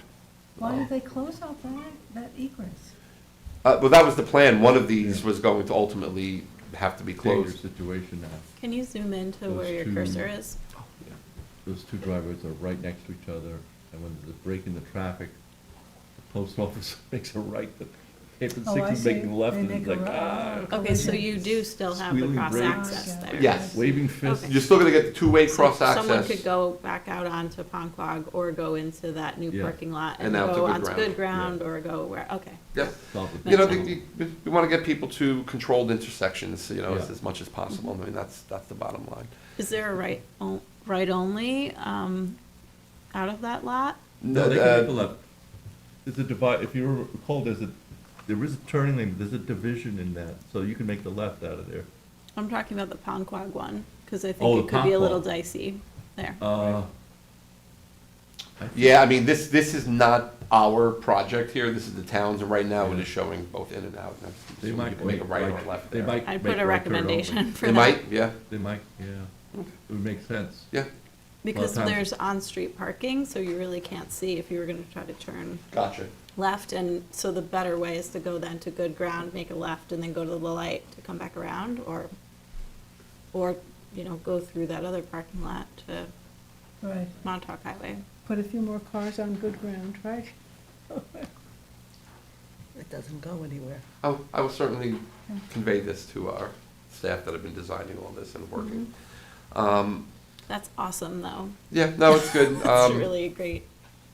Get something out of it. Enhancement. So, you know, again, just to remind this board, what's gonna happen is, this will be an entrance only.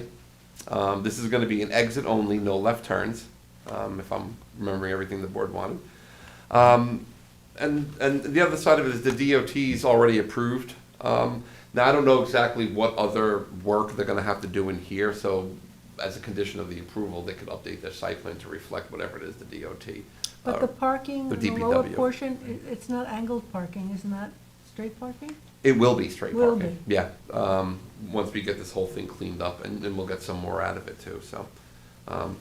Clean it up as much as we can. So if you look at the report, which was the first document, on page 2, this was a unlisted action. Back in March, this board did the SECRA and issued a negative declaration for this project. We did have a public hearing in April and closed with a 30-day. We did get comments, pretty standard comments. The parking is inadequate at times, landscaping, the unsightly loading dock, garbage enclosure, potential future cross-access, all these issues that we've been dealing with on this property. We did referrals, the Office of Fire Prevention came back, and they said existing fire lanes and fire zones remain in place from the previous site plan, so that's good, and it is on there already. On page 3 there, the engineer, no formal memorandum has been received from the engineer, but he most recently sent that revised plan, so we note that they're gonna have to revise the site plan per the town engineer's most recent plan, and then any other comments that may ultimately come in. So, that. Town Highway indicated their approval for this project, and the Suffolk County Planning Commission indicated this is a matter for local determination. I grade out there, this is the Public Works, I got the memorandum from them, they've approved the curb cuts, subject to, as they said, whatever they're gonna require as part of their permits. This happens a lot of times in site plans, we try to prevent it, but you get it to the DPW, they give you these statements back, and then when they go to do a building permit, the DPW gives them all the Changes? the ADA, apron requirements and all this stuff, and it changes to the, sidewalks in front, for example, all the off-site work. So, we note that in here, and they'll have to show it on the final plan before it gets stamped. Are they gonna modify the right turn only, or is it just signage? They're just gonna do. You mean the right turn? I would imagine, well, I mean, we're gonna have to have signage there. Yeah, but they're not proposing any like radius or the direct. No, not as far as I know, Okay. yeah. So the site plan standards, again, traffic access, I think we've talked about, we're making better access onto and out of the site to the maximum extent that we can. Everybody knows this is, I know, I travel by it every single day during the peak summer. This is a disaster in this area. You can't get through there. They also had on the original site plan, they were gonna extend a little sidewalk, on that eastern side. Over here?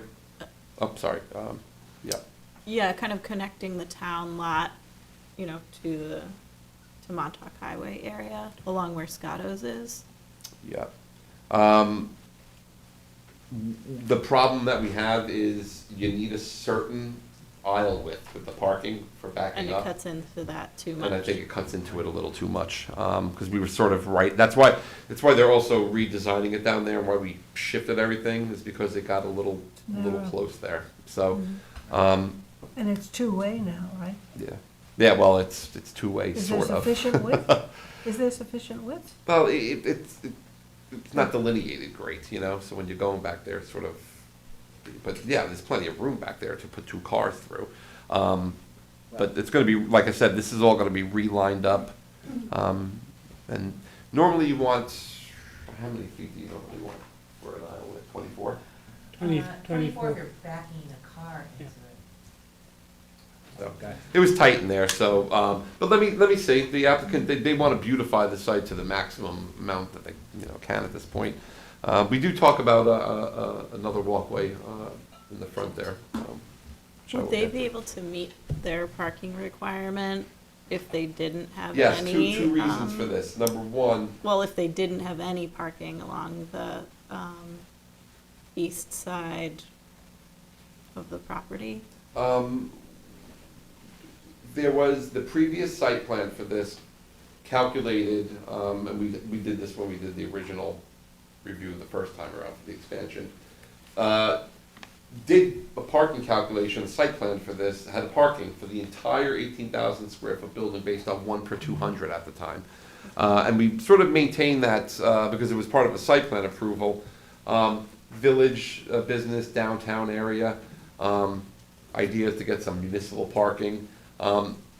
However, they will meet the parking requirement, because they get credit for the cross-access, and because this is gonna be a public access easement that goes through the property, they get a credit for that entire area, at a calculation of 1 per 300, I think, or something like that. So they meet their parking requirements, taking into account the public access easement and the credit they get for the cross-access. Yeah, because if you eliminated the parking altogether along the east side and put in some kind of like public walkway access from, and, good ground to Montauk Highway, it would open up and beautify the space, I don't as think well we as could, making I don't it think we could safer. lose all these spaces.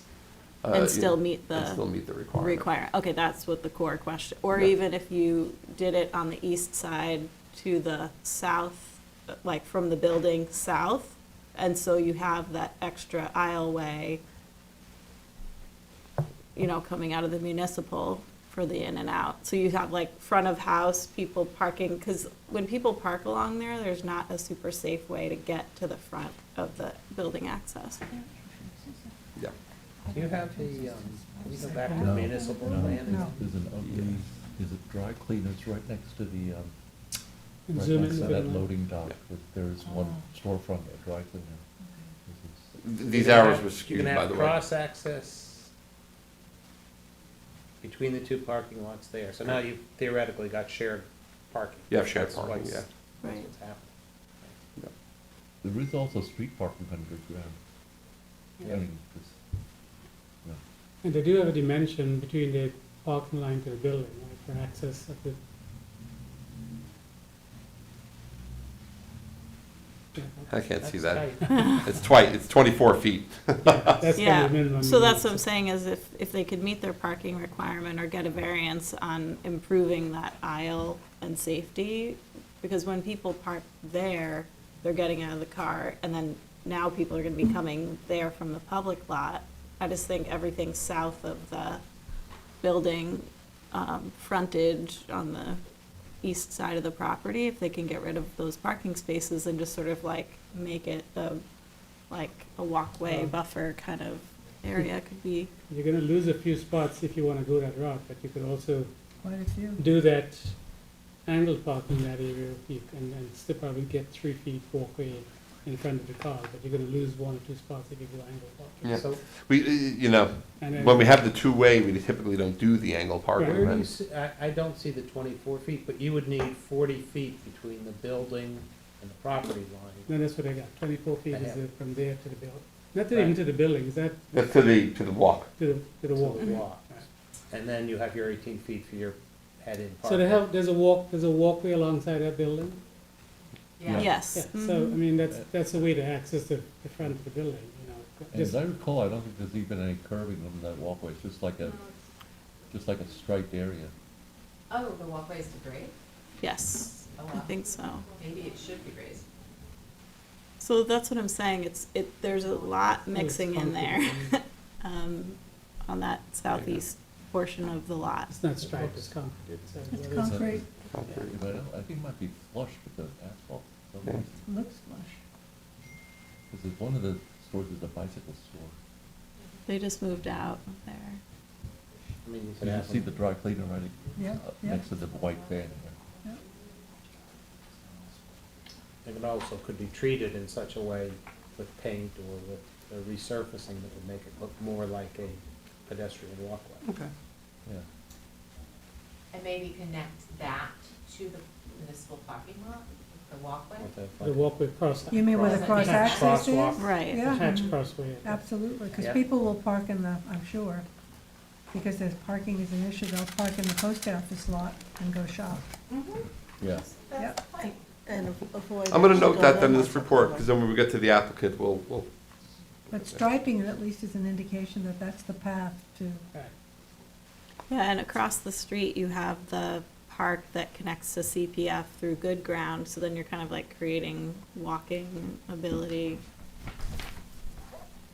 from the train station, right?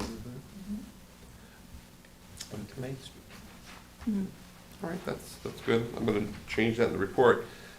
And we'll get it addressed. The next one was about landscaping. We did some new landscaping when we did the last site plan, and actually came out fairly decent. Includes some trees back there, you know, fix this up a little bit. This probably doesn't reflect everything that was in there, but we did do some more over here.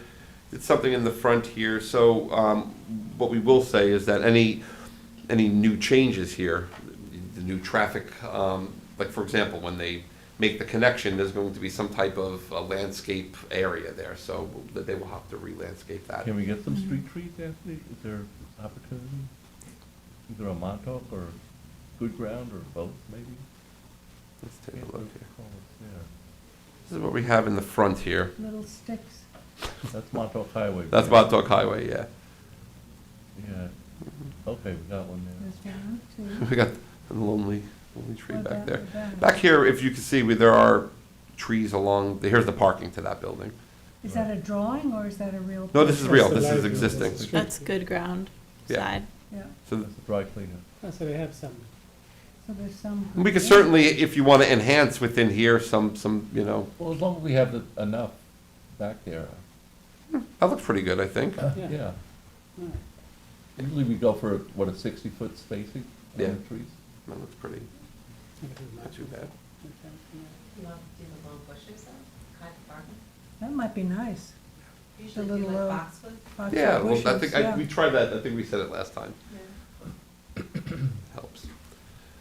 So we'll do that with the landscaping. D talks about existing development in the master plan, so as it relates to downtown Hampton Bays, in the 1990 master plan update, and then the 2013 Hampton Bays corridor strategic plan, the whole general idea was to provide alternative access in the downtown district to increase share parking and to mitigate traffic congestion. I mean, that's the general tenor of the traffic, you know, And long-range this plan planning. is trying to do that. Doing what it can to do Yeah. its part for this site. Yeah. You know, absent taking the building of the site, tearing it down and starting over, sort of got to work with what we have Yeah. there, so. Yeah. So you're right. Natural features, not on this site, as you can see, this whole area is developed. Cultural features, again, nothing notable here. G talks about the pavement. Again, this is all existing, so, you know, with the changes to the access over here, the connection and the realignment of the parking, Still a lot of pavement in there, but at least, you know, we could address the traffic impacts. So we'll see what Tom has to say. Lighting, I do note this, lighting is existing. Little history, based on the 1986 site plan, there were 2 pulpit fixtures, and those 2 appear to be the only 2 that are still in there. So we note that. They didn't look particularly high or particularly bright or anything, but they are existing. But no new lighting without planning board approval, and no, you know, any of the other typical conditions, but they didn't make any changes. Dusk dawn pictures there? No, I didn't see any, but we were gonna put in the condition like we always do, that would have to be removed. No building facade changes at this time. Maybe at some point in the future. Are they, excuse me, are those the light bulb, all-night lights? They're prohibited, are they not, in our code? Yeah, Yeah. the dusk Because dawn. I've seen 2 now. Oh, they're out there. Yeah, They are out there. one at a time. Yeah. Drainage, again, everything's subject to Tom's review. Most of this is existing, but I think with the changes that they're making, there'll be new drainage structures going into to the satisfaction of our engineer. Utilities, again, this is public water, and any changes to the sanitary system will require health department approval, and it'll be an IA system. No public address or sound system. Handicap spaces are actually shown in the site plan and are in accordance with ADA, but we will always put that condition in there just in case. It talks about, again, the adjoining properties. In this particular case, we're making the connection to the town parking lot. So in this particular case, it's going to make a better relationship between the 2 sites. There are no architectural changes at this time, and it's not in the ag overlay district. Special exception standards, again, talks about the general intent of this chapter. This is a village zone piece of property. It's in the downtown area. I think a market is probably as good as a village business use as you're going to ask for. Do you want to reference the Hamlet study here at all, Sure. or any? Yeah, we could mention the 2013 Hampton Bays strategic plan. Absolutely. Is there any architectural pattern book that's adopted for Hampton Bays? I don't know. It's the pattern book. I think it's adopted. Okay, It's part of, I think I it was thought- undone. right. Oh, yeah, it was, because of the lawsuit, it's been, Yeah. there is none now. But there was something that was proposed. Right. So in those instances, any changes to facades have to rely on, well, the planning board's input and the architectural review board at this point. Right. But a pattern I book mean, I that guess we can- dictates would be nice. Well, seeing that it wasn't adopted, but, you know, for other reasons, we could say the planning board makes a recommendation to see the pattern book referenced in that report and consider facade changes to bring that forward. Yeah, I mean, we Right? we could 'Cause it would offer be them, nice you know, to the see that ability. in this particular, in this case, you know, to update the facade of that building. Yep. Would be nice, along with the parking lot. I mean, it's good for business, too. No, it absolutely is. So I would make that suggestion in the report I to have no them, problem doing that. even though it's not required. That's okay. Helpful, you know, information for the applicant to consider. Is the site unit suitable for this use? Yes, that was actually approved for A&P back in 1960-something, so that's what was originally there. I don't believe this one is located near a church, school, or theater, but I will double check that one as a matter of fact. But in any case, the site's existing as an existing market use by and large, so I'll double check that. F talks about definitions, generally accepted definitions where, you know, in the code. There are no specific definitions as relates to delicatessens or markets. However, I think that everyone knows the site, everyone knows use. I think that's pretty consistent with the market type use that would be permitted in the village business. And really, just to add there, the issue of making special exception here is not the use, it's the size of the building. So that's what drives the special exception here, yeah. Access facilities are adequate. Access facilities are going to be enhanced as a result of this project with the changes. So I think That's good. We want alternative access to Good Ground Road. Curb cuts to be approved by the Highway Department. That's subject to review and approval by the DPW. We already have their approval, but we're going to incorporate whatever changes they require into this plan. The off-street parking and truck loading spaces. This is again where I talk about the history a little bit. This site was designed with the 1 per 200. I happen to think that's a better parking standard, but that's not what today's code requires. But they get the benefit of What is the it, 1/180? 1 per 180. But in this case, I think in light of the connection with the municipal parking lot and the changes to the site design, I think that, and by the way, with the credit that they get for providing a public access, that the parking demand will have been addressed. Jay talks about adequate buffers, and all the landscape is existing, but we could address some of the aesthetic issues by increasing some of the landscaped areas, which we will do. Collection and disposal of stormwater runoff, which will be reviewed by the town engineer. All stormwater runoff must be contained on site. L talks about no sales lots outdoor. Excuse me a minute, is there a dumpster on this property? There is, it's back here. And actually, they did, the last time around, let's see if it's still there.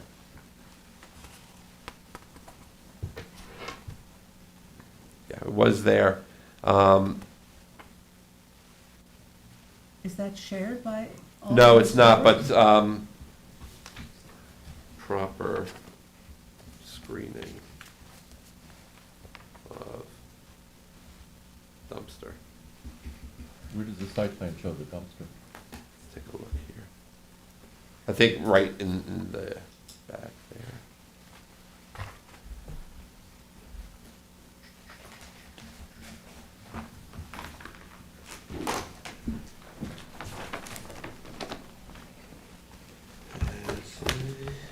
Yeah, they show it here, in the same location.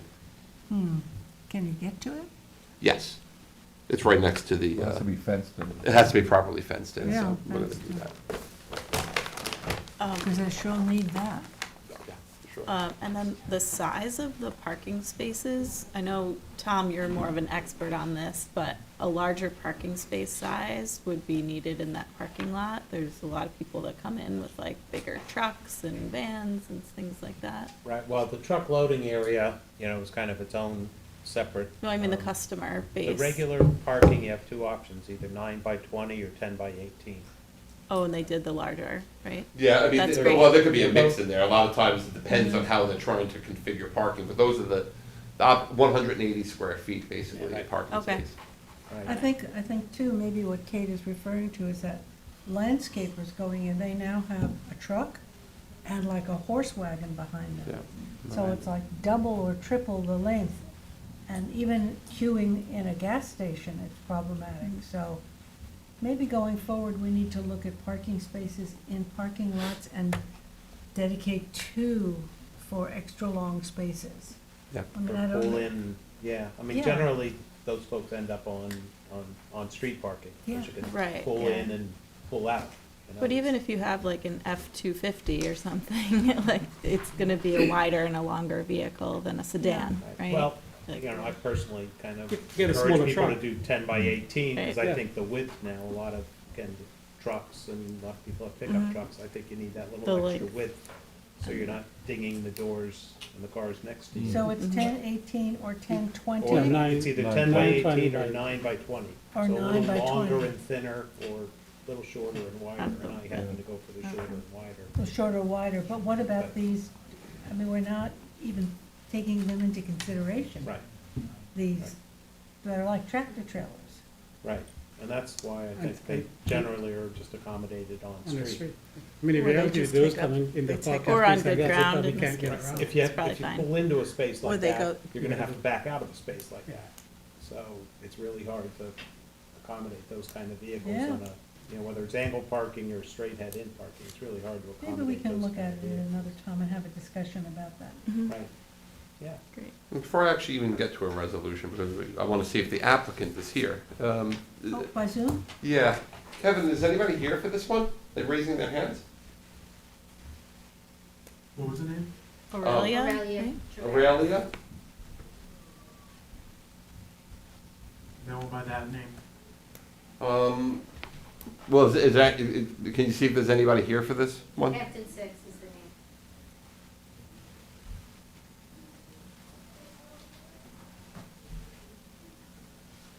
No hands are being raised for it. Because we have some things you wanted me to look at, Yeah. about the parking and everything. Is this action deadline? Well, we would need an extension, they're not even here. I'm a little surprised.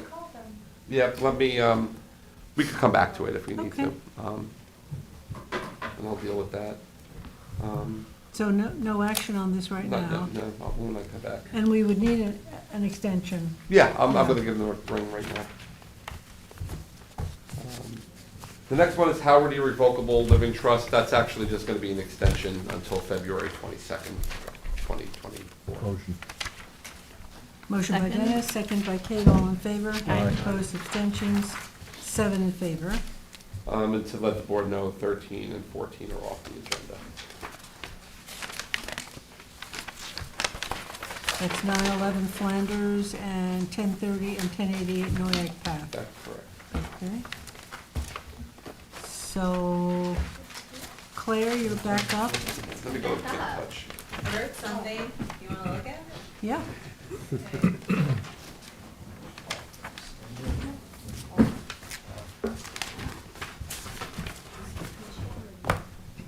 We're going back to Lewis Lewis Road. Road. Is it good? Yeah. Yeah, the Lewis Road. Revision. Revisions, fresh off the press, beautiful paper.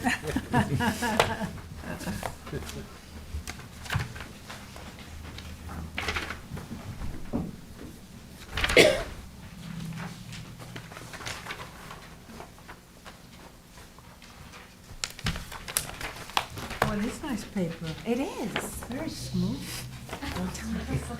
Gave us the good stuff. I know, Good stuff. exactly. This kind of nice.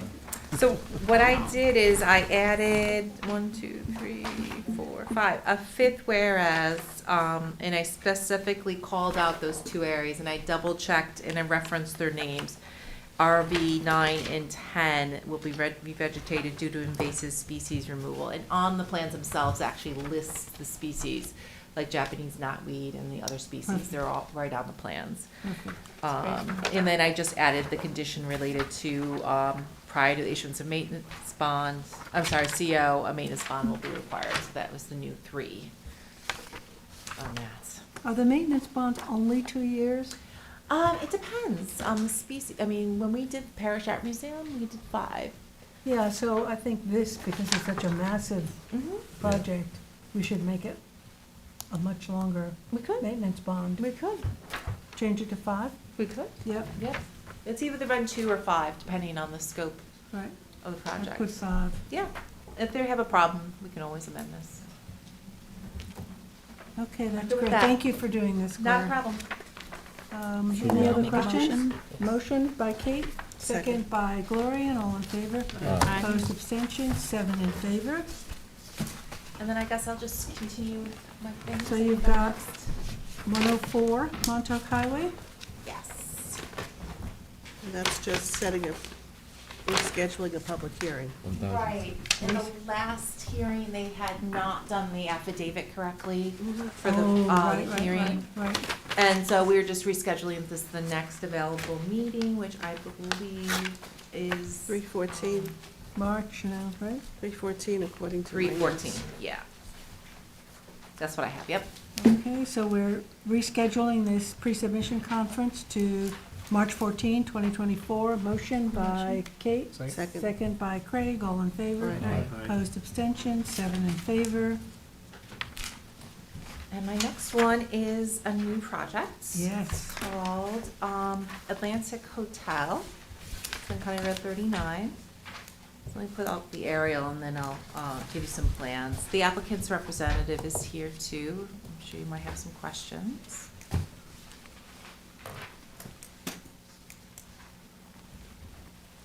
So it's an existing 64-unit motel with a pool, and some tennis courts, as you can see in the aerial, located on County Road 39. It also has frontage on Shrubland Road, so it has the frontage on both.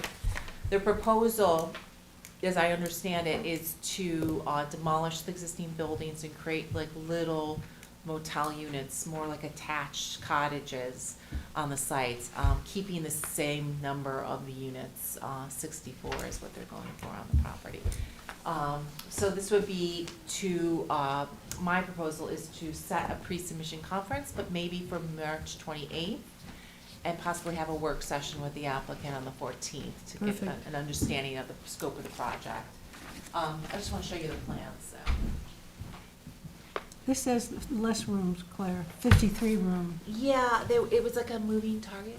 Oh, okay, so- They came in and asked for 50-something, and then it was 59, and now in the It's back- hallway, he said 64. So we're going back to what they're Back to the proposed. original. Yes, So we would exactly. schedule a work session on the 14th and then a pre-submission on the 28th. Yeah, I have a resolution to schedule the Yeah. hearing, but do you want to look Yeah, at the plan? Okay. absolutely. Yeah.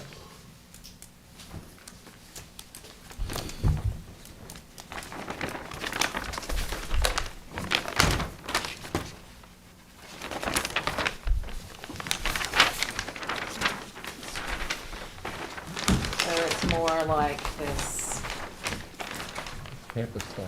campus style, yeah. They also want to incorporate like a spa on the property, and a restaurant, which is typically is consistent with the uses in the HB zoning district, so. That's a creative layout. It is, yeah. 1, 2, 3, 4, 5, 6, 7, 8. The number of 8 buildings, small buildings with. I think 12 buildings total on the property. So the restaurant spa would be a separate building, obviously somewhere. I see the restaurant here, a lobby, and I think this might be some one-bedroom suites. Oh, there's a spa over there, the next one over, I think. And is Next to Montauk this. Highway at the bottom? Yes. North Highway. Yes, yeah. Oh, it says spa parking, spa building there. You know where it- Oh, that's a spa building, okay, yeah. It's County Road 39. Yeah. Does that make sense? We'll schedule the public, the pre-submission conference, but have a work session? Yeah, we should have a word. It's a big project. I think so. Yeah. So this is not in any highway studies. There are design guidelines, actually. There are. For him, for County Road 39. There is, and they're adopted. This They one's are. adopted. Oh, great. So we can use them Yeah. for the design. You know, we talk about the buffers, of course, Mm-hmm. which are always important, but the materials, yeah. So we can go over that in the work session, we can have that. Yeah, we can definitely have Yeah. that. Okay, that's great. So when you talk about unit, like, do they take into consideration, like, how many rooms per unit? Like, should we always include conversation about max occupancy is a better word for Number it. of beds per Yeah. unit. Mm-hmm. 64 rooms they have. Yeah, I mean, bedrooms is what defines septic flow. With motels, I wonder. Yeah. It's a would while assume since it I've has- looked at this. They're gonna have to have some sort of a septic system. Oh, yeah, Oh, yeah, yeah. yeah, absolutely. Well, even for the restaurant and the spa, the restaurant itself is gonna increase the septic flow that you wanna have. Right. in the building. And Yeah. it's totally new construction, so Oh. county's gonna make them do, Yeah. Of course, yeah. I mean, which is good. Mm-hmm. But it also should be as environmentally green. We should have solar roofs, we should have charging stations, we should have geothermal. You Um, writing this down? I like it, this is good. In Yeah. keeping with the cap, we can strongly recommend Yes. these things. Mm-hmm. Until we get the town to change the zoning code and force people to do it. Right, exactly. Yeah, good question about like what constitutes, well, I know a unit, they're saying 64 motel room, and we just check the CO, it says Right, that. right, yeah. But how big that is, does that mean more than one bedroom? And- I don't know the answer, and and- will that happen here, you know? Yeah, And I'm is there always cooking curious. facilities? I mean, there's. Yes, it's- that's a good All right, question. yeah, that's another one. Yeah, I mean, I'm thinking they're probably, it sounds like that's what they're kind of going towards, Hmm. but I And the don't know. total population, how many people it will accommodate? The occupancy, okay. Yeah, And it has exit onto Shrubland. Shrubland That was my Road. question. Yeah. Can I- They maintain it. How is that a straight shot from 39 to the Shrubland exit? because that's been No, problematic. kind of goes around. Goes around It does go town. around Yeah. now. You have to go Around. around the building. See, you have to go around that building No, to but do the it. proposed, it's more like a circular loop before you exit onto Shrubland. It's not a direct. Because a lot of people Right. come through Shrubland, come through that building and then turn right into 34. They go Onto- through that parking Onto lot. 39, sorry. Yeah, it would be good to eliminate the County Road 39. Or make it If so possible. circuitous that there's no It advantage looks, to. But that's big impact then on Shrubland. And I Photograph, remember I'll show they you. cut off Right. that Shrubland road. Yeah. Remember it was used as Yeah, a but- shortcut? But it's Right. And then not they cut off stopped it. anymore. It's From open 7 to now. 9 a.m. Mhm. Cannot use that road. I think they're 7 cutting to it 9 off. a.m. No, I mean, Well- there's an exit shown there, but it's not a straight shot where it is It's now. only 10 feet wide. No. And it's only to the units, and I wonder if it's, I think maybe it's carts? Can like, But Dennis is saying that Shrubland is still prohibited 7 to 9 in the Well, morning. No, it's not. Because It's there's, not? They're well, looking there at it. is a no left going east onto Shrubland, you're right. Yeah. So what many people do is go a little farther and they go They cut through. this parking lot Oh, to get this to parking. Shrubland. They go Ah. another couple hundred yards east or Yeah, whatever it yeah, is, and they they go use that through as the a parking lot. shortcut. and Oh, they interesting. reverse in the evening. They come through, when it's back up in Shrubland, they come through that space. Yeah. Make a right onto Onto 39 to 39. head. But to going head. Stacked east out of there, in that's the gonna be a afternoon, it's problem. stacked all the way Yeah, 'Cause down to They're the not- pond. I remember I doing that don't, myself. I might be mistaken, I don't know. Yeah, it looks like they cut off the Shrubland access, which Yeah, it looks like that's trying to be eliminated almost.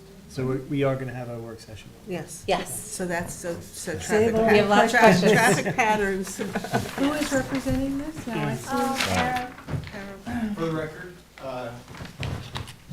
Come on up. Good afternoon. For the record, Aram Tertunian, First Aram. Coastal, West Hampton Beach, New York, on behalf of the applicant. Thank you. Yeah, it's a really exciting site plan, actually. This is a hotel that was first constructed in the 70s, and looking at creating a much more inclusive campus-like setting where people won't have to drive to get to where they want to go, because there's already a spa and a restaurant. Nice. Oh, I see, yeah. Well, you've heard some of our comments. I wrote them all down. We'll have more when we have, but a I work wrote that- session would be helpful for Yes. us and for you, Yes, so absolutely. we'll do that on the I mean, it 14th. looks very interesting, so. Well, our design people have studied the code and your design guidelines, and we've come up with something we think fits. Good. Great. Okay, and there are some design guidelines, as Claire said, Yes, for this particular area that we'll pull. Okay, thank you. thank you. thanks. So Claire, we have two actions here, one to, well, the schedule. Just the one. Just the one, which is schedule- to schedule the pre-submission 28th. hearing for March 28th. Mhm. Motion, No. motion by Gloria, and second by George, all in Okay. favor? Aye. Opposed, But you have a work abstentions? session on the 14th. Yes, Yeah. that was just That you verbal. don't- We don't need to We're vote just, that. we're Okay, just no, talking no, about It'll it. just go on the agenda. Yeah. So 7 in favor for pre-submission on the 28th. And then I have Delandro, that's an extension of the deadline to submission of plans, a 90-day extension, that's until May 15th. 90 days to May 15. Motion? Motion. Motion by Gloria, and second by Kate, all in favor? Aye. Opposed, abstentions, 7 in favor. Jackie, I just spoke to the applicant for Hampton 6. Yeah, Happy to do an extension until February 22nd, so we could hammer out some of those parking okay, issues. excellent. So we need a record on, yes. Yeah, formal so we'll do an extension. extension of the action deadline until February 22nd. Okay, so motion by Dennis, second Second. by Gloria. Yep. All in favor? Lots of twos in that Opposed, state. exception. Two, 7 four. in favor. So let me mark that. Do it towards the end. You ready? So it's, where's Anthony go? So it's to what date? To the 22nd? 22nd. The 2, 22. 24. 2, 2, 2, 20. 2, 4. You only need three. 2, 2, 2, 2, 4. 2. Got it. It's a plethora of twos. Got it.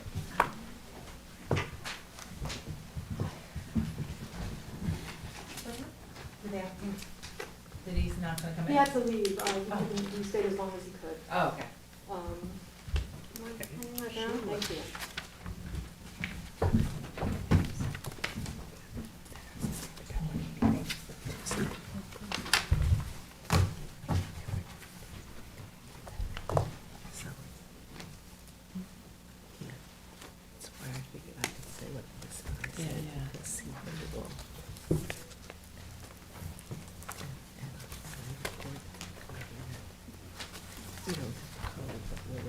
This is for Watermill Bridge at 1040 Montauk Highway in Watermill. We're considering the applicant's request for reapproval of the Phase 2 of the already approved site plan special exception until February 10 of 2026. It's for an 11,100 square foot single-story special trade contractor for up to 3 uses. The original application was approved in 2008. And the board has been approving or extending the approval since 2016. The Watermill Bridge, they're not operational anymore. It's, No, it's there's a a for rent sign on it. Mecox Antiques, I think, is there. Yeah, Mecox Is there another use in there? I'm sorry? There's another use in there now? I think so, that's what Joe just said. I didn't know there was, it was Yeah. being used for anything else. Antiques, yeah. Yeah. Mecox Antiques? I haven't driven by recently, but I remember seeing a for rent sign. Oh, No, there's- there's, for a there's, while. there's a tenant in there. Is it ten? Looks quite nice. Doesn't change the parking or anything? Is that, no, wait a minute, is that where the antique place is, or is this the vet place? The No. dog? No, that's not the best. Oh, did I pull up the wrong? No, that's Watermill Yeah. Bridge, that's it. Oh, there That's you it, yeah. are, there This you is are, it. It's a bridge. okay. It's here, this, Yeah. it's sort of like a thin red highlight around the property. So what's happening? So they're asking, we received a letter last month, and they're asking for another 2-year extension. Joe had to leave, Joe Lombardi from the Rayner Group, but he said that the family's still committed to developing and moving forward with Phase 2. They were in negotiations as late as this past year, but everything's in probate right now, because Jim McLaughlin, he passed away last year. So they're committed to moving forward, they just, I guess, need some more time. So the area in the back, the undeveloped area is Phase 2. That's Phase 2, this back here in the connection. So the action is for a 2-year extension? 2-year extension till February of 2026. Feb 2026. Any questions? Motion by Kate, second by Gloria, and all in favor. Aye. Opposed, abstentions, 7 in favor. Thank you.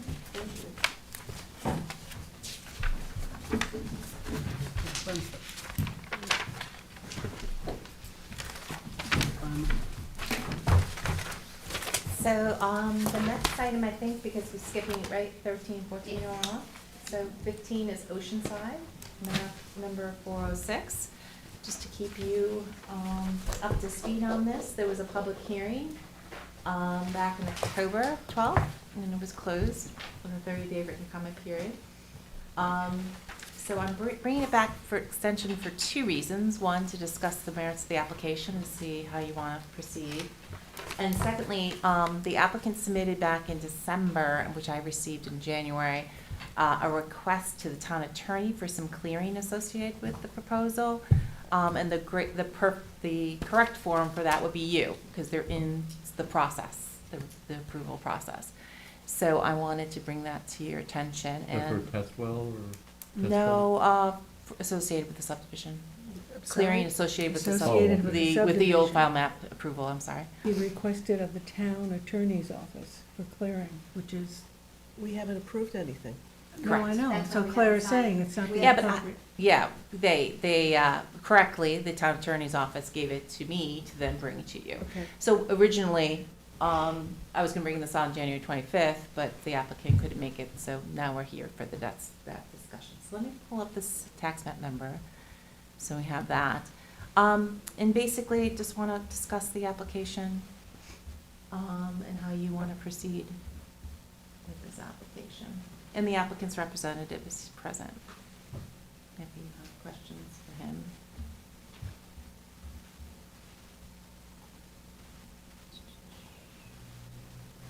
That's one of the lots.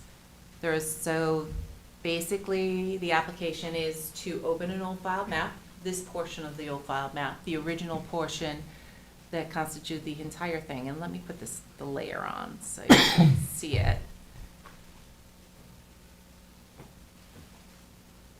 Put the zoning on. An old file map.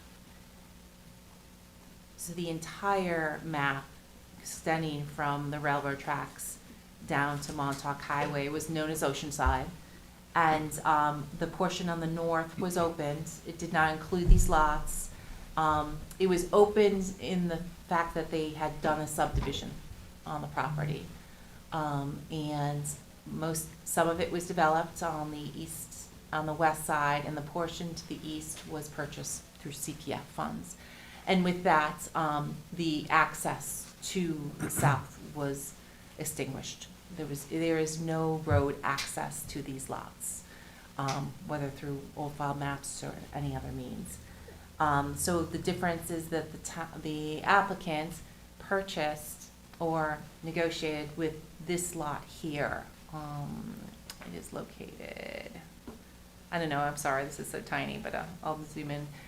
25 Peters Lane, there is an easement 30 feet wide to provide access to these 5 lots here. The 5 lots of, This lot, and there is a proposal, let me give you a plan, for 4 lots going south here. But it's 4 lots with the rights on it to build one house.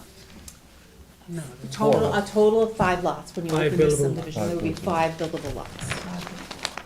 that conforms to zoning and area. The main They thing is do. that it conforms to, if it can meet the wetlands. I'm sorry, I thought there was only 6 of you, so I thought 3 would be plenty, but this is a big map, so. Okay, we can share. Okay.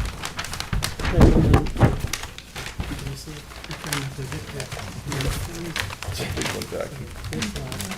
You don't need the whole thing, you just need the area. You're looking at. Here we are. There's the 30 foot, Yeah. with the access. So this is his request about the clearing, so I just want to make sure you have that. So access is off that one property? Off of here? Yeah, and I'm gonna draw a little sketch. It's not gonna be perfectly 30 feet, but it's approximately, The letter to the town, to the town attorney. it's not. I don't think we have enough. Okay.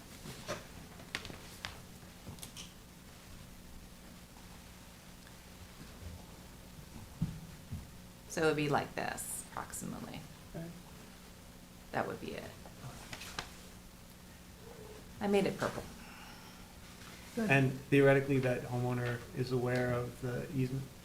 He, in exchange, received this lot here. He Oh, now okay. owns this lot, according to Joe Gus. Which it wouldn't lie to us. So it's my understanding that in the code, section 243.3b1, you cannot develop an old file map without access. Am I correct in that, Claire? Yeah, so I have,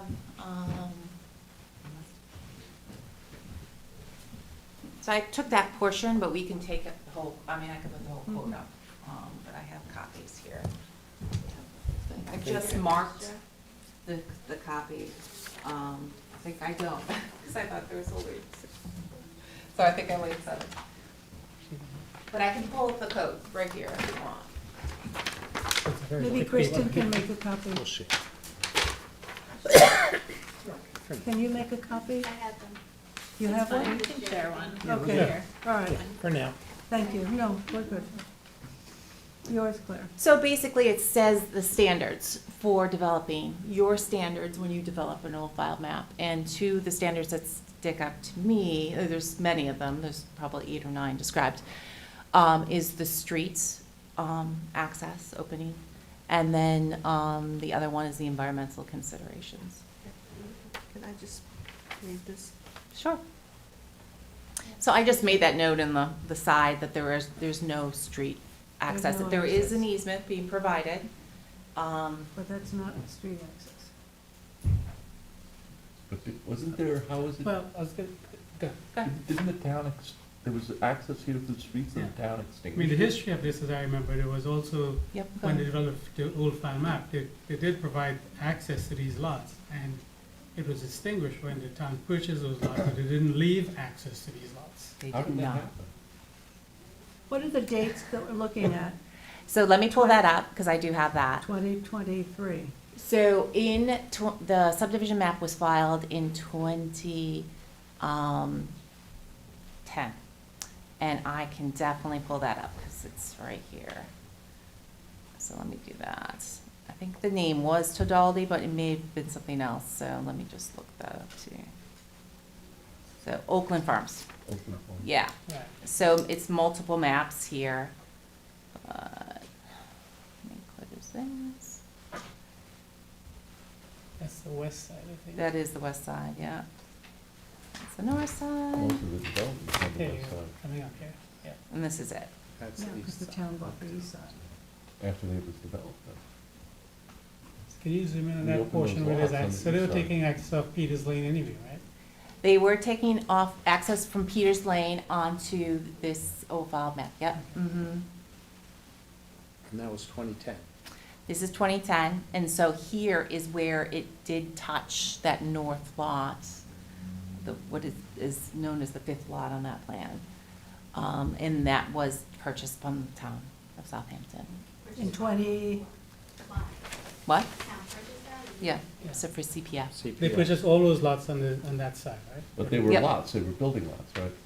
There were building lots and and road access, you're right, exactly. they bought the whole thing. And And what And, year? and these lots were purchased when? Very 20 shortly afterwards. I mean, here, 27? actually, let's look accurately at that. So the property record card should show 2011. Town bottom in 2011. Yeah. Can you go back to the subdivision map? Is Yep. that still overlaid in there? Yep, of course.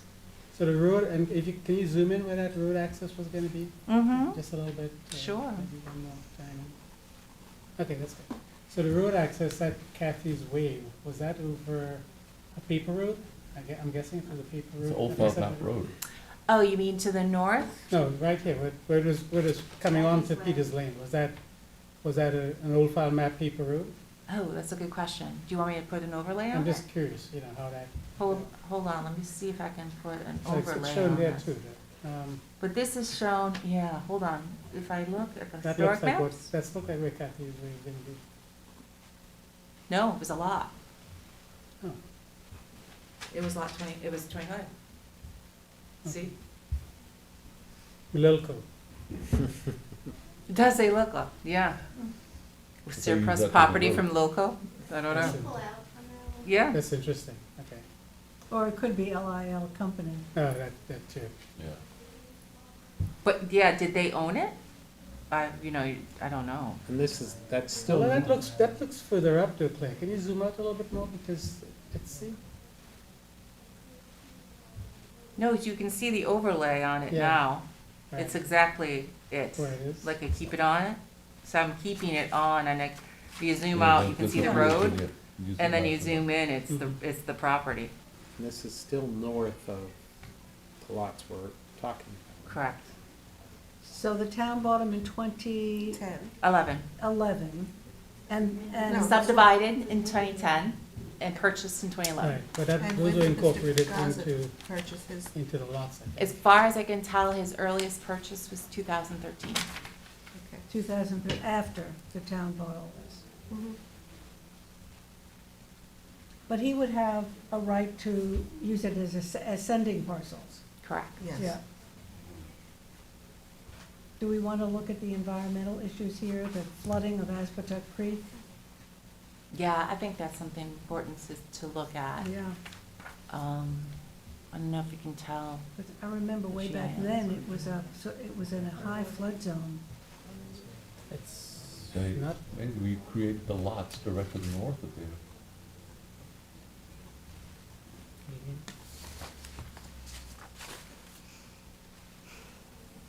Let me see, I think I can put the FEMA layer. You have an overlay for FEMA? I don't think this is in a flood zone. But let's see what FEMA says. let's see, let's go to the FEMA maps. FEMA flood zone X. Does it say Flood X? zone X? A portion of it. So this is the extent of the lot. These are This FEMA is, lines. this is The slosh. building envelope and everything, Yeah, yes. the big- Okay, here's some overlay. That's slosh. So you can see it comes in a little bit and avoids this lot. So I'm gonna take that off, but I'm gonna put on, then I'm gonna put the FEMA layer on. And it's I guess it's this portion here. But those lines are shown on the plan where the FEMA zone, Do they show it? yeah, they show Okay. it as, so there's a portion of it along Aspetop Creek Yeah. where there is that flood line, and then above that, it's Zone X, so. Mhm. And that's, the lots themselves are 418 feet deep, so probably about a quarter of that is within the flood zone, and then, the envelope and development is certainly well within flood zone X, as proposed. Mm-hmm, right.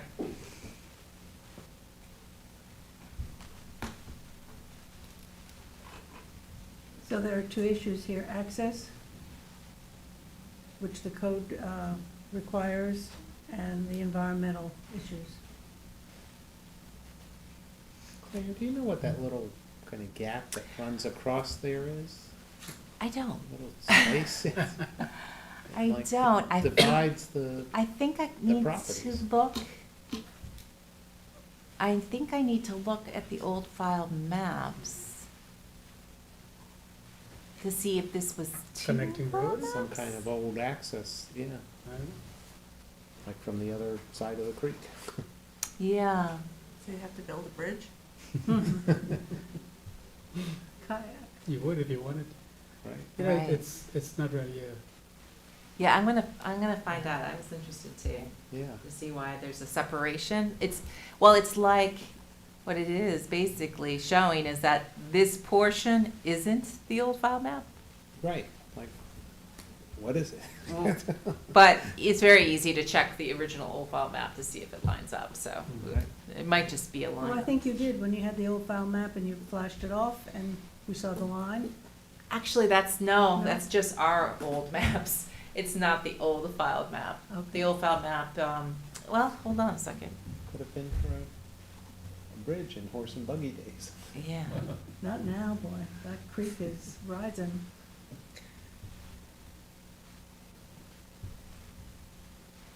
It does, sometimes they have the old file maps in here. You can click on them, but we have them downstairs, so I can take a look at that and see if they have it. Might they be so paper thin, they'll break when you try to open them? Looks like a right of way. It's the book, right? It's the book we have. Okay. Okay, thanks for the overview, Claire. That's the Now- overview. Now, Joe, did you, yes, please. Good afternoon, board members. Must be close to 5 o'clock, it's time for Joe Gazza. I'm an owner, and I have Mr. Nukowitz with me, who's also an owner. We're both involved in this project. I reside at 5 Ogden Lane in Quogue, and been before the planning board now. This is my 55th year. So I've had some experience, a lot with old file maps, which is what we're talking about today. Now, I've been before this board with 3 public hearings already on this old file map. I don't know if everyone wants me to go over just maybe an overview of, from my perspective, what this old map is about. I have something for 5 minutes prepared, if the board. reviewed it last time, I'm We aware did. of you. We're all pretty much aware of it. All right, okay, because I have the, let's see, I'm gonna show you what the map is, the old file map. I know there's some questions. This is what the old, may I? Yeah, come on up. This is what the old file map looks like. It's, it's thousands of little 20 by 100 lots. Of course, we're talking about the southerly portion, which is below the railroad tracks, which is this section right in here. Now, this old file map, this is the section of it outlined in red. Okay? And it's important to note that this entire old file map is approximately 56 acres of land. And the planning board has already opened and approved 50 acres of this old file map in connection with the Tadaldi application.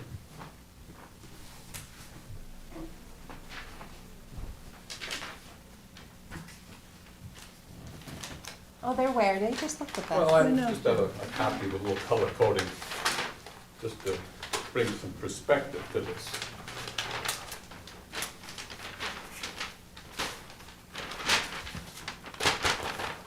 The planning board approved 50 acres of the map.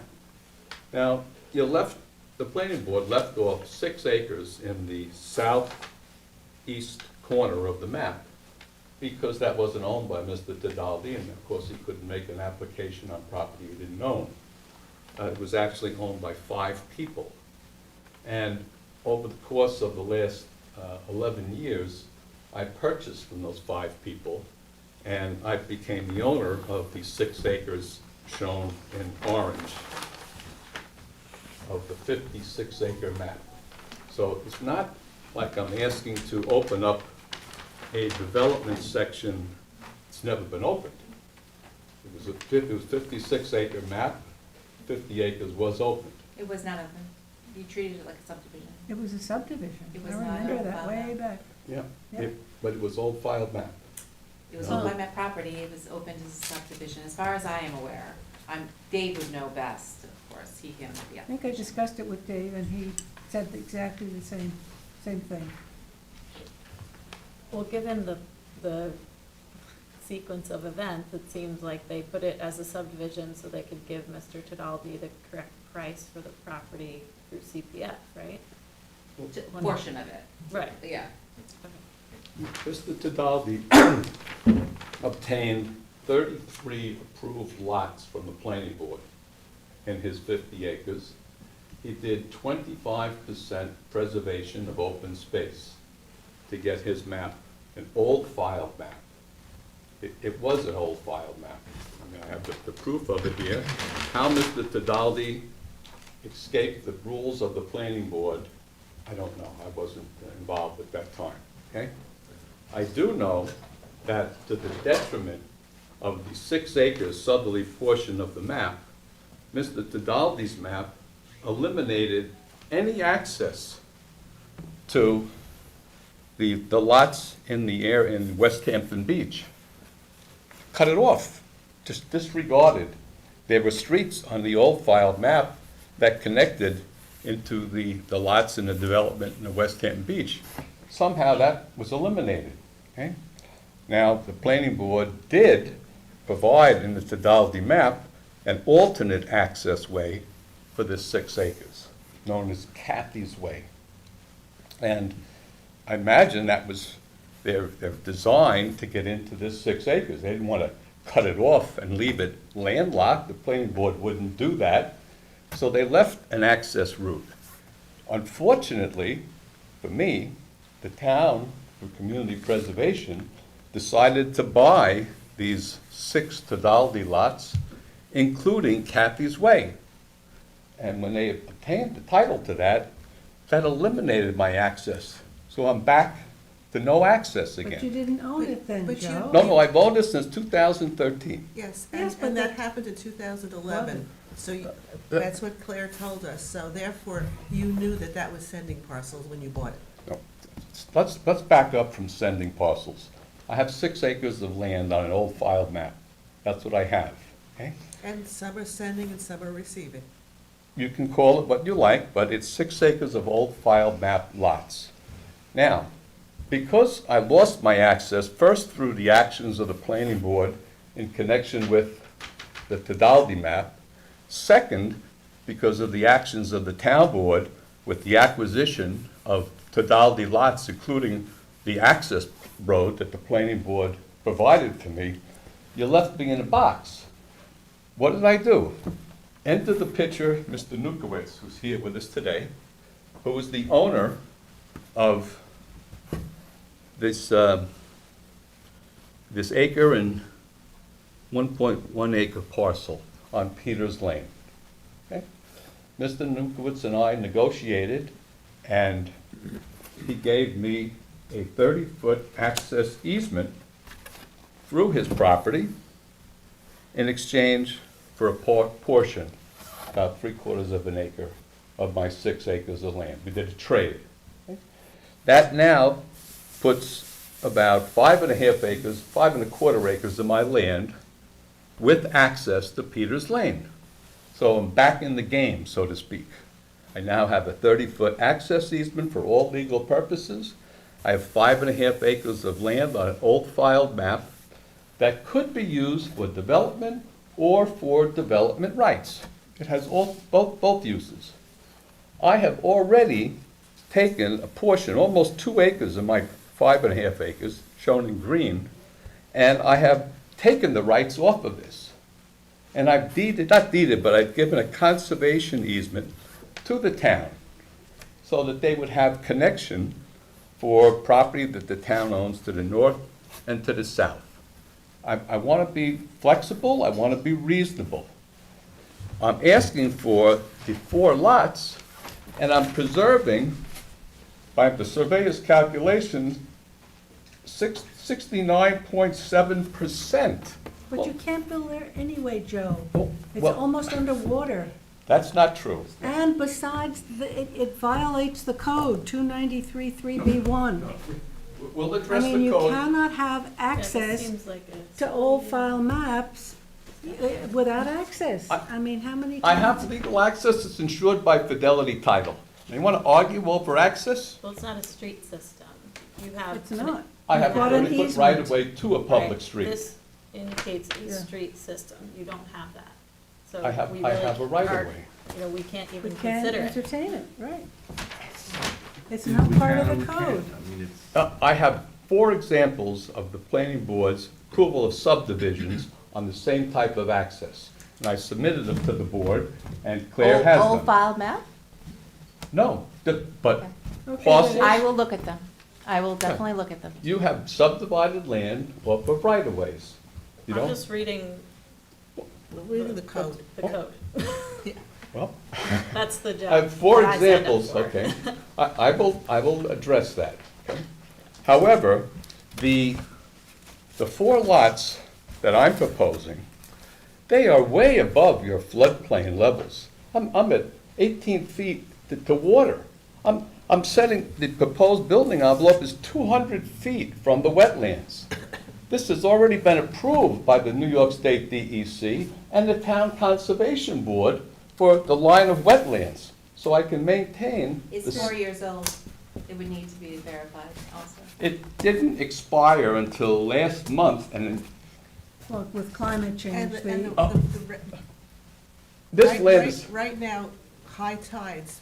been high tides. People, if the water, is land underwater this morning at high tide. Exactly. I agree with you, but not my land. My land is 18 feet above the water table. We can't even have that conversation because if you don't have a street, we can't even consider all the Right. other merits that you're presenting. Is that accurate? That's not Not accurate. understanding Seems to what I'm me. reading.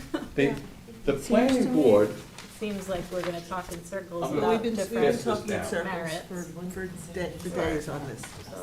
the planning board in 2020, okay? I appeared before this board, this is probably public hearing number 2. You, studying this, you directed me. You says, we want to see a test excavation to find out where the water is, to make sure that you're not in danger. I spent thousands of dollars doing that. I had to go in there with machines and dig it out at your direction, okay?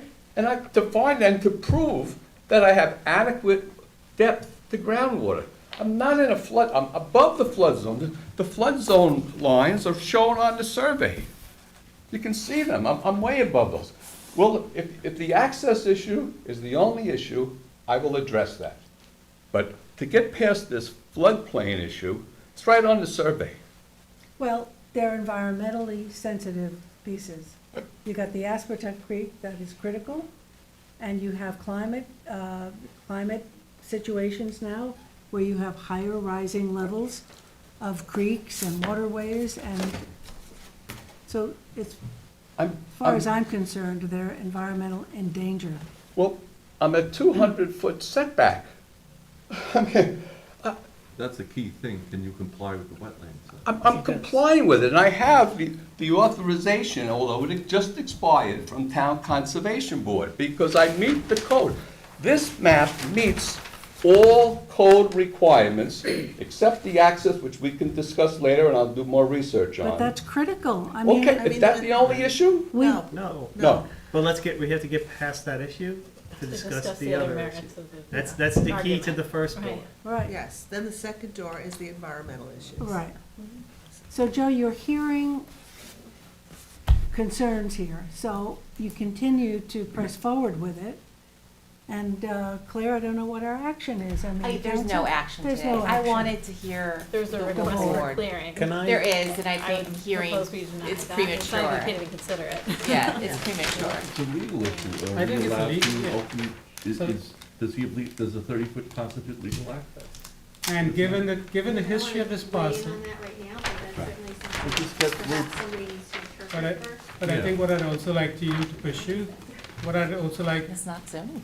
what I'd also like some consideration of is, if in fact, at some point in 2010, the town in general considered development of this old file map, so the subdivision versus an old file map, why are we applying a different standard in this case? By saying this must meet old file map standard. They actually had access. Sorry? These lots that they created had real street access. Right. I mean, they took a lot, instead of doing an easement from that side, they took a lot and said, you know, I that's your understand, access. but- And if he chooses to buy buy property. Mr. Newitz out and take that lot, take down the house and get access, that's a way to do it. That would get past the street system, because you'd be on a street. We don't approve lots that are not fronting on a public road, or, a Particularly road. for I old should file say. map, it's in the code, it's. For examples, I submitted. She's gonna- I did, I'm going to look at them, but to date, I've seen 2 lots, Joe, with an easement. Something, not, Only two? Not I did four, not 3 five. myself. I did 3 myself. I did Oak Lane and Noyak. okay, Joe, That's I a will road. look at them, I just don't see it. Okay. I don't Well, see it. I submit to the board that I have 5 acres, 5¼ acres, mostly uplands. There is some wetlands, but I can maintain the 200-foot setback. I can preserve that land. I've offered to deed it to the town, but I can't deed it without a subdivision. I need your board's approval for that. So I've covered 2 acres of it with a conservation easement. I'm a balancer. I'm trying to do the right thing. But I have a lot of money invested in this land, and I have 11 years of my life invested in this land, and I bought it from 5 different people over that course of time. And the town has beat this land up. When you beat it up, when you took the access away for Tidaldi, That was before you bought it. you took it away from the map.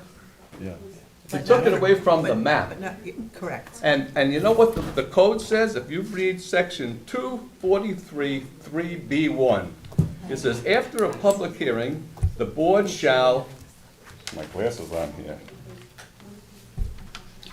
make an overall development concept plan for the entire old filed map. You did. You left an access route, you had an overall plan, that's what you did. Now, the town, community preservation took that away from me next, I had no control over that. I'm in a box here. What about the development rights? You're not in a box. Can you use them someplace else? I want to know how, I have probably 85% of the development rights in the town of Southampton. Nobody's buying them from me, okay? I know how long I've had them, I've had some for more than 10 years. Ask Mr. Wilcox, he has a sheet now. It's Gaza, Gaza, Gaza, Gaza, Gaza, Gaza. I have the development rights. I have them in West Hampton, I have them in some off of this property. The ones that I don't have a lot of are in Southampton School District, which we all know is almost impossible to get.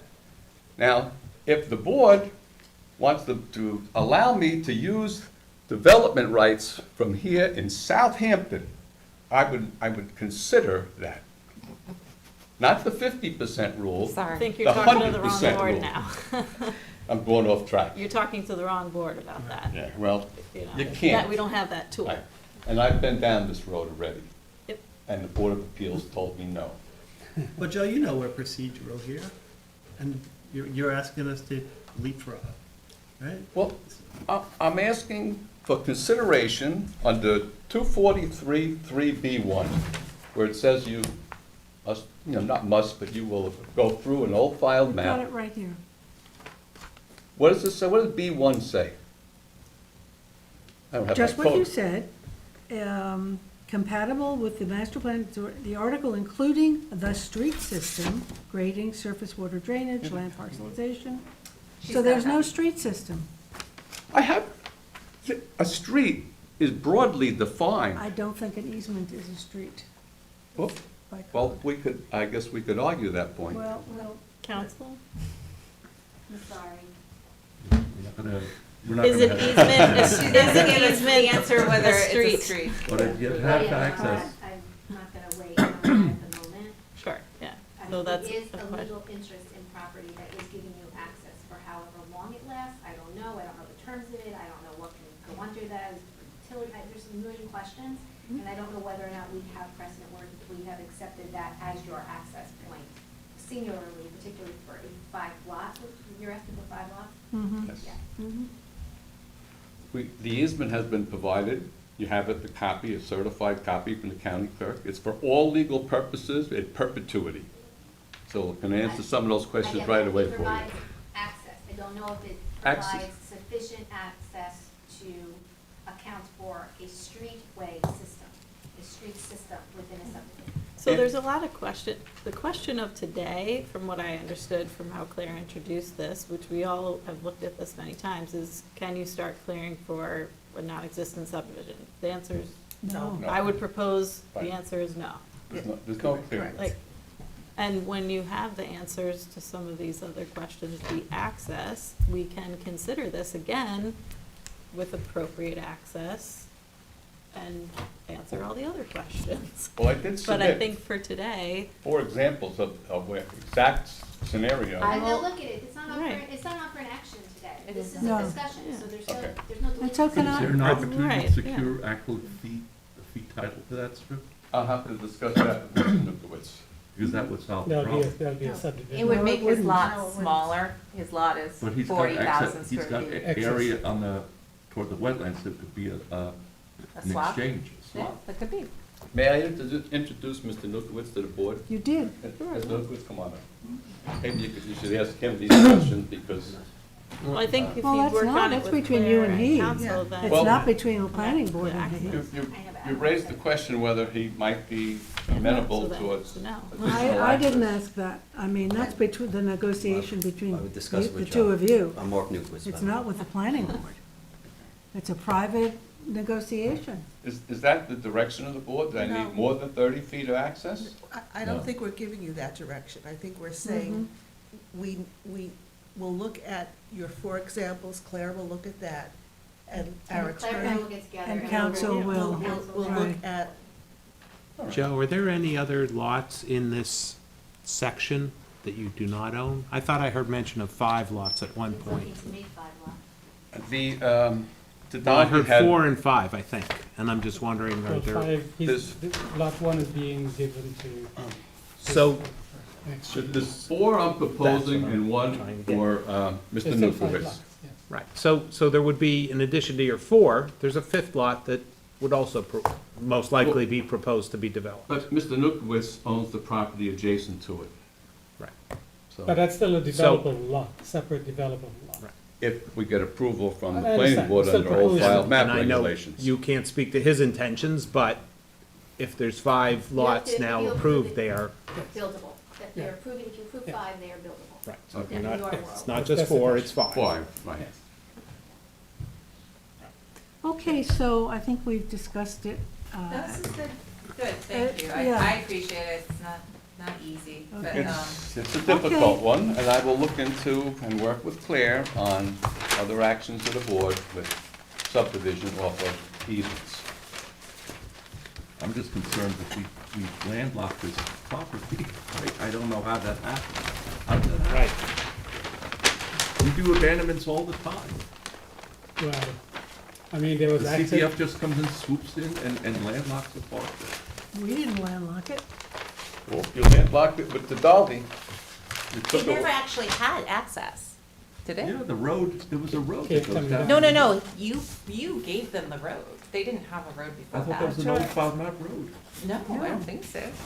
I No. think that was the road It with, sounded, well, Subdivision. well, Joe said that, they took a lot and made it. So as a- we Yeah. we established that road as part of the subdivision. yes, but there, before that, I don't But- think there was a So road. in anticipation that this property would be developed. There was access down that And side. now, I have which to- got ditches. then we landlocked it and saying, now he can't develop it?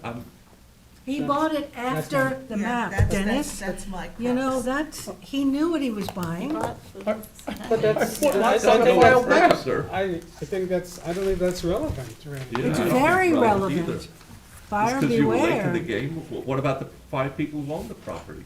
Yeah. They're the injured party?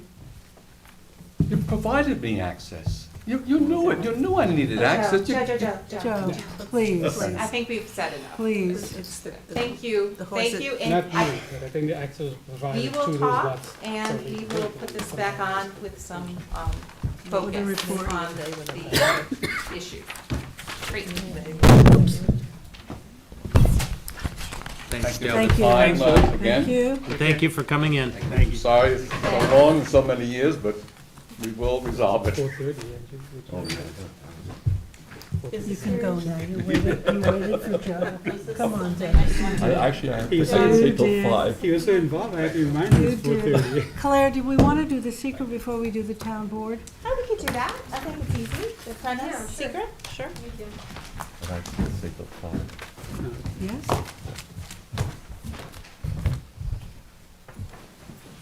I'm sorry, I've been putting stuff in this pile here. I think. No, it's fine, no, thank you. And Good. Piles, piles. That one, over here. Thank you, Claire. Thanks.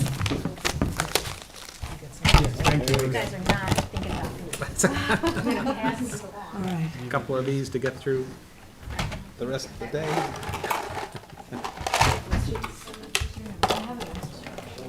Coffee beans, chocolate covered coffee beans. Okay. They're good, they're really good. That's a jolt. I'm okay. Seth, Claire, everybody, let's try to wrap it at 5 so we can get a break and get something to eat, because I think we're gonna have a long session tonight. Okay, Yeah. yeah, that's fine. Ooh, I think you're last. I think you're the final thing, so maybe a couple comments and then we'll wrap it up. This is for 495 County Road 39, in Tuckahoe. It's the Serpro location. It's up here. It's that corner, the northeast corner of 39 and McGee Street across from Sunoco and the old potato barn. Speak up, Fred, we Oh, can sure. hear you. But that doesn't magnify it. Oh, it doesn't? Just you Okay. have to speak. You need to Project. Project. Yes. My theater. Okay. The opposite corner is the old potato barn that they're developing. The planning board received an application to demolish the existing structures and construct an 8,120 square foot commercial building with special trade construction use. And the pre-submission conference was held last January. The report was adopted the following April. And there are several items on there that the applicant did address with the site plan application. The windows were added that the planning board requested, and there were a lot of other items regarding secret and forms and landscaping and lighting. That was all submitted.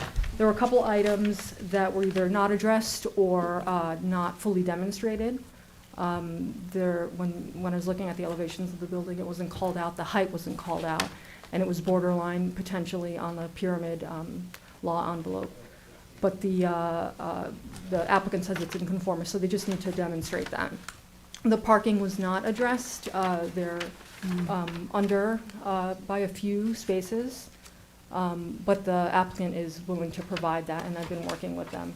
And there are a couple other items, the drainage plan and calculations that they'll have to provide. And then the the town engineer will have to make sure we have recommendation of completeness before we go forward. So I think. So it's incomplete.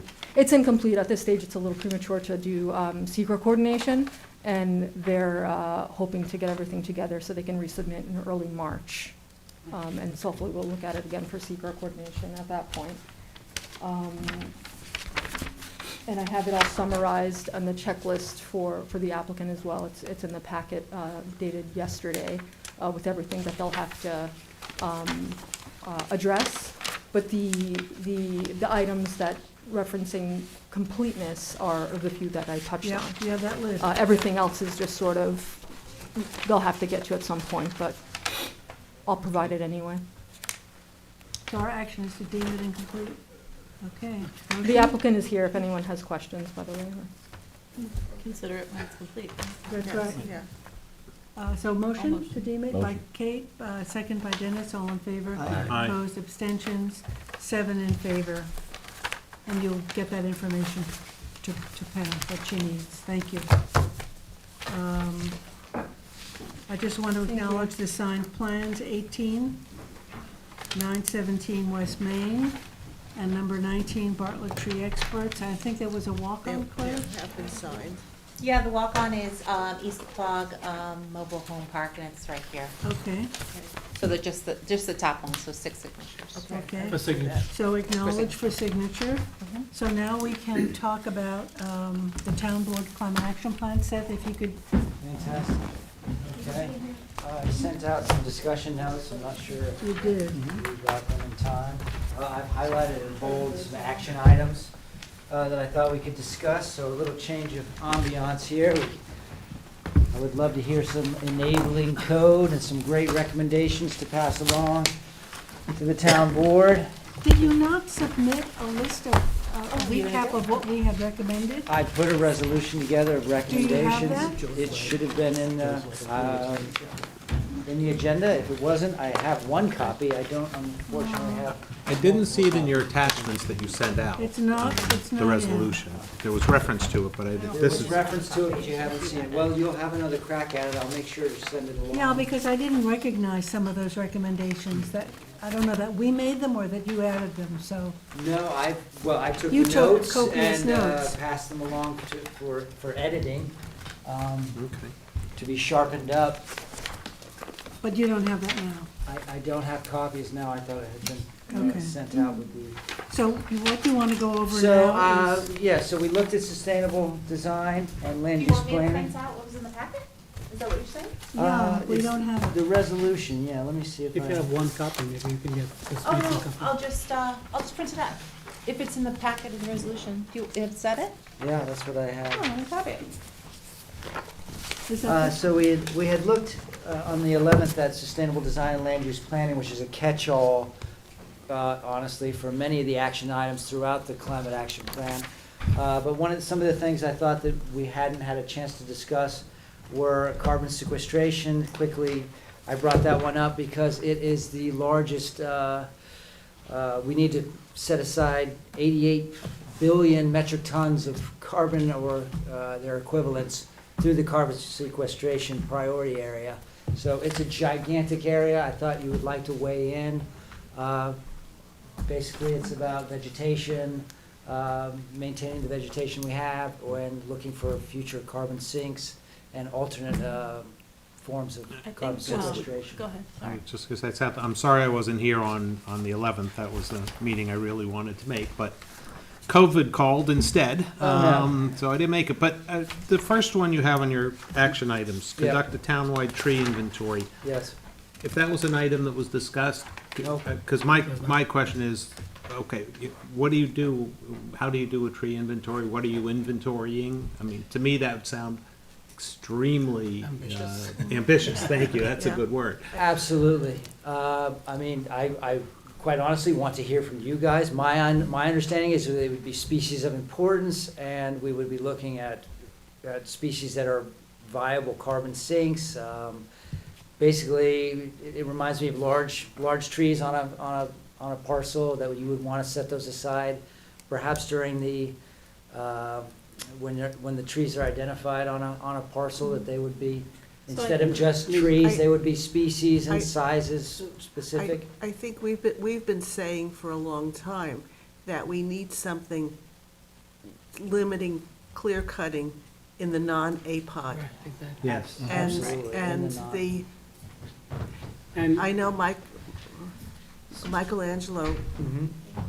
was trying to come up with something, and he struck out. But Oh, nice. Okay. right now, the APOD stealing it from clearing town does board? a lot of it. Okay. Yes, so that was certainly, so we can just group the three action items that I put in the carbon sequestration, but certainly a tree ordinance, expansion of APOD to areas that are not covered by it, Yes. those are things that I think that, Gloria, and I think, yeah, as you said, we have Exactly. discussed that. I think that's, We- in my mind, we've something been- very actionable. And the Sustainability Committee has Right. has had conversations with Michelangelo Friedman before he left, trying to come up with a code Right. that is maybe less tree-specific and more general, that makes it, the application, maybe the application is then with us to somehow limit the clear cutting. throughout the town, not Throughout just, the not, town, yes. Throughout the and not Because- just clear cutting. I mean, maybe some limit of how many trees you can clear without having to get a permit. Because Yes. very often you drive around and see people, they may not clear cut a half acre, but they take down 10 trees or Yeah. 10 of the biggest trees. And coupling with that, how many times have we seen people come, they cut the trees down and then we'll revegetate with. Yes, Yeah. 1 and 2 There inch has to be a, caliber. there has to be a And- One, penalty for taking down a 15-inch Force oak tree force the versus clear- putting back a the 2-inch. re-veg. Yeah, Much larger caliber of exactly, trees. thank you. I would like those penalties to be a deterrent, Yes. not a more cost of than that. business. Right. One thing that I thought could be maybe easier to implement is a requirement to notice if you're gonna be clearing more than X% of your lot. So that then, you know, the surrounding neighbors would not only be aware of what's gonna occur in their neighborhood, but also have the opportunity to weigh in on it about the importance or wildlife that they might be seeing in the area. And that then, you know, then that could carry forward to some kind of legislation that enables the planning board to impose a clearing restriction based on a specific lot in a specific area. Because like the APOD is such a good enabling legislation, but, you know, in Hampton Bays, I think most of it, there's no clearing restrictions. So you do see people just kind of take things down and, you know, it's shocking, right? Well, There's a no plan- consideration. There's a planning board side, but there's also like the building permit side, you know. where- Right, that's what I mean. So people in existing lots who suddenly decide they want to clear, you know, 20 feet of property to create a bigger lawn or something like that, you know. Yeah, like how do you get a, you don't even need a permit for clearing if you're on a certain size lot in a certain zone, right? So maybe that's something that there's a pause as part of the building permit process that considers clearing and also notice to neighbors so that you have the community able to say, here's what I'm seeing, right? If they so choose, or they might not care. So could I coin that as a tree ordinance? Would these fall into something that would be Yeah. considered With as like a a? vegetation Clearing. clearing permit. Townwide tree You know, ordinance, would have all the Okay. various bullets, Okay, With- notice before the clearing, then yes, with these inventory of what points, you're taking okay. down, and then a permit to take it down. Okay, excellent. So, yeah, that was some of the considerations that I was hoping to hear from you on. And I think the Um, inventory, just to kind of finish the thought on that, to me, Yes. that sounds extremely ambitious. And I think, I Certainly. know I would need to know, I think we'd all need to know, what exactly are you inventorying? And then, as I learned in research a long time ago, what are you gonna do with that information?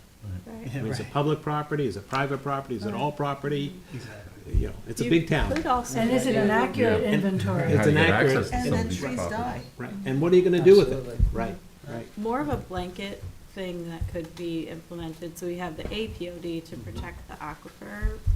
Right. But we don't have a stormwater runoff reduction overlay district, and that could be Okay. kind of interesting if you had, you know, areas, like I live close to a road ending that goes into Shinnecock Bay, and if there's additional clearing, it creates a silting and runoff, so it could be a runoff, like a surface water protection overlay district that addresses septic as well as addresses runoff related to clearing. Yeah. Could Yeah, I be mean, an I- interesting method to Yeah. GIS map that. Yeah. Yeah, as I a think district. one of the Okay. challenges to any kind of tree ordinance out of the APOD, it's, you need a good reason, and now that we know through the cap that carbon sequestration Yes. is a valuable thing to do, that could be the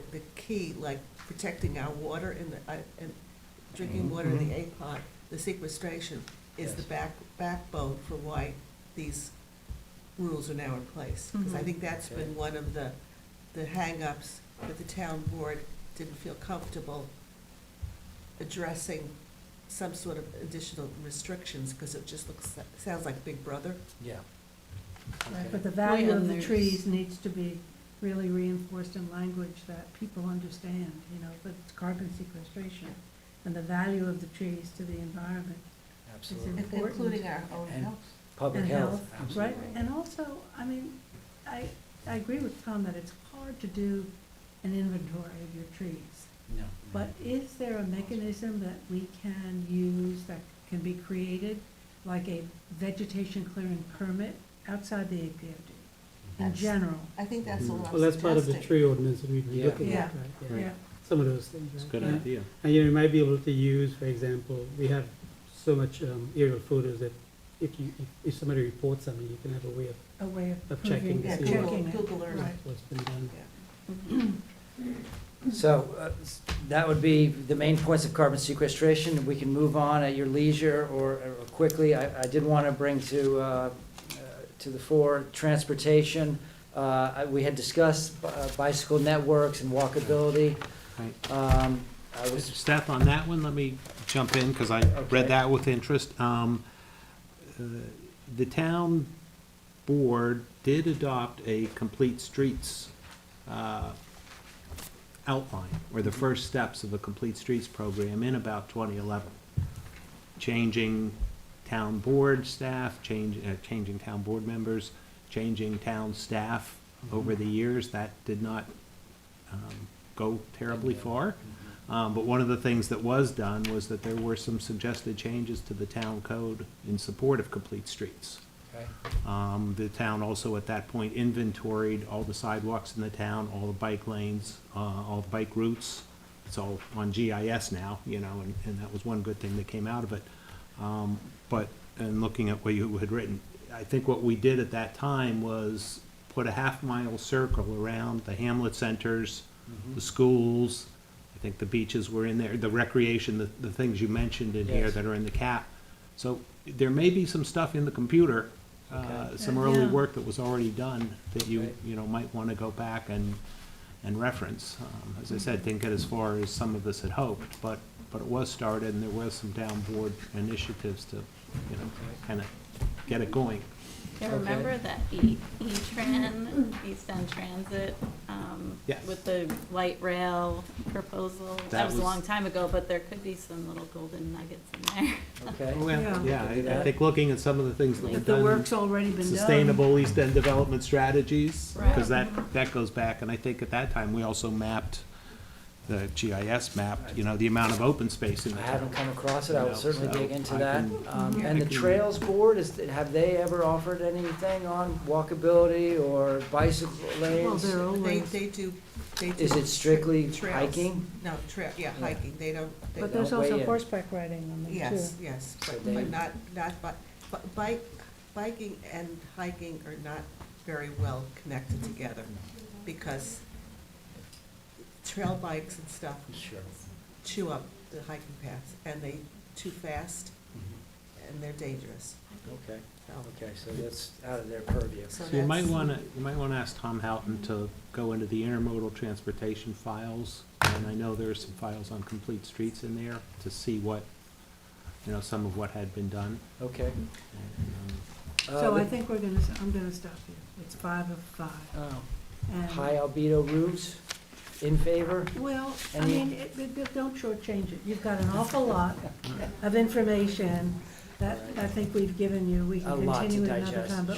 but we have to Okay. take a break. I understand. Can When we do we have- individually weigh in, like Yeah, by sure. email? Yeah, when, Is You that know, because, permissible, I would like, assume? I think about this stuff all the time. When are we looking to do that Yeah. referral back? When are we looking to do the official referral back to Yeah. the town? What's the date on I that? assume it's in your control, so as long as the recommend, so this is a There's no referral time from on us it. back to the town board. yeah. So we'll have another session. And we will be revisiting as things are Right. adopted. Okay. Okay, good. I mean, here's a Town. consideration, just, could we recommend certain things in chunks? Because that's how they're gonna adopt Yes. them anyway, Right. right? The Exactly. tree thing could be Yeah, straight if away. you wanna write it out, put so- something together Let's see. for the 22nd, and then And it the could be trails and the voted walking on. things, I think That's Tom. an interesting That's good, point. 'cause then You it know, doesn't and get we'll start overwhelming. to With a ton of check things recommendations, off. get Have them some in sections blocks. on it. Yeah, so get they going actually- on that right away, here, You wanna, Okay. I'll- Jackie, So you- type up I'll what put you it into have. blocks You and wanna I'll put it in Yeah. as Yeah. all of it. There's also, I think you need to. close Yeah, it. motion to adjourn. Motion. Motion by Okay. Dennis, second by Second. Gloria, and all in favor. Aye. Opposed, abstentions, we are adjourned. You know, it's 7:00. also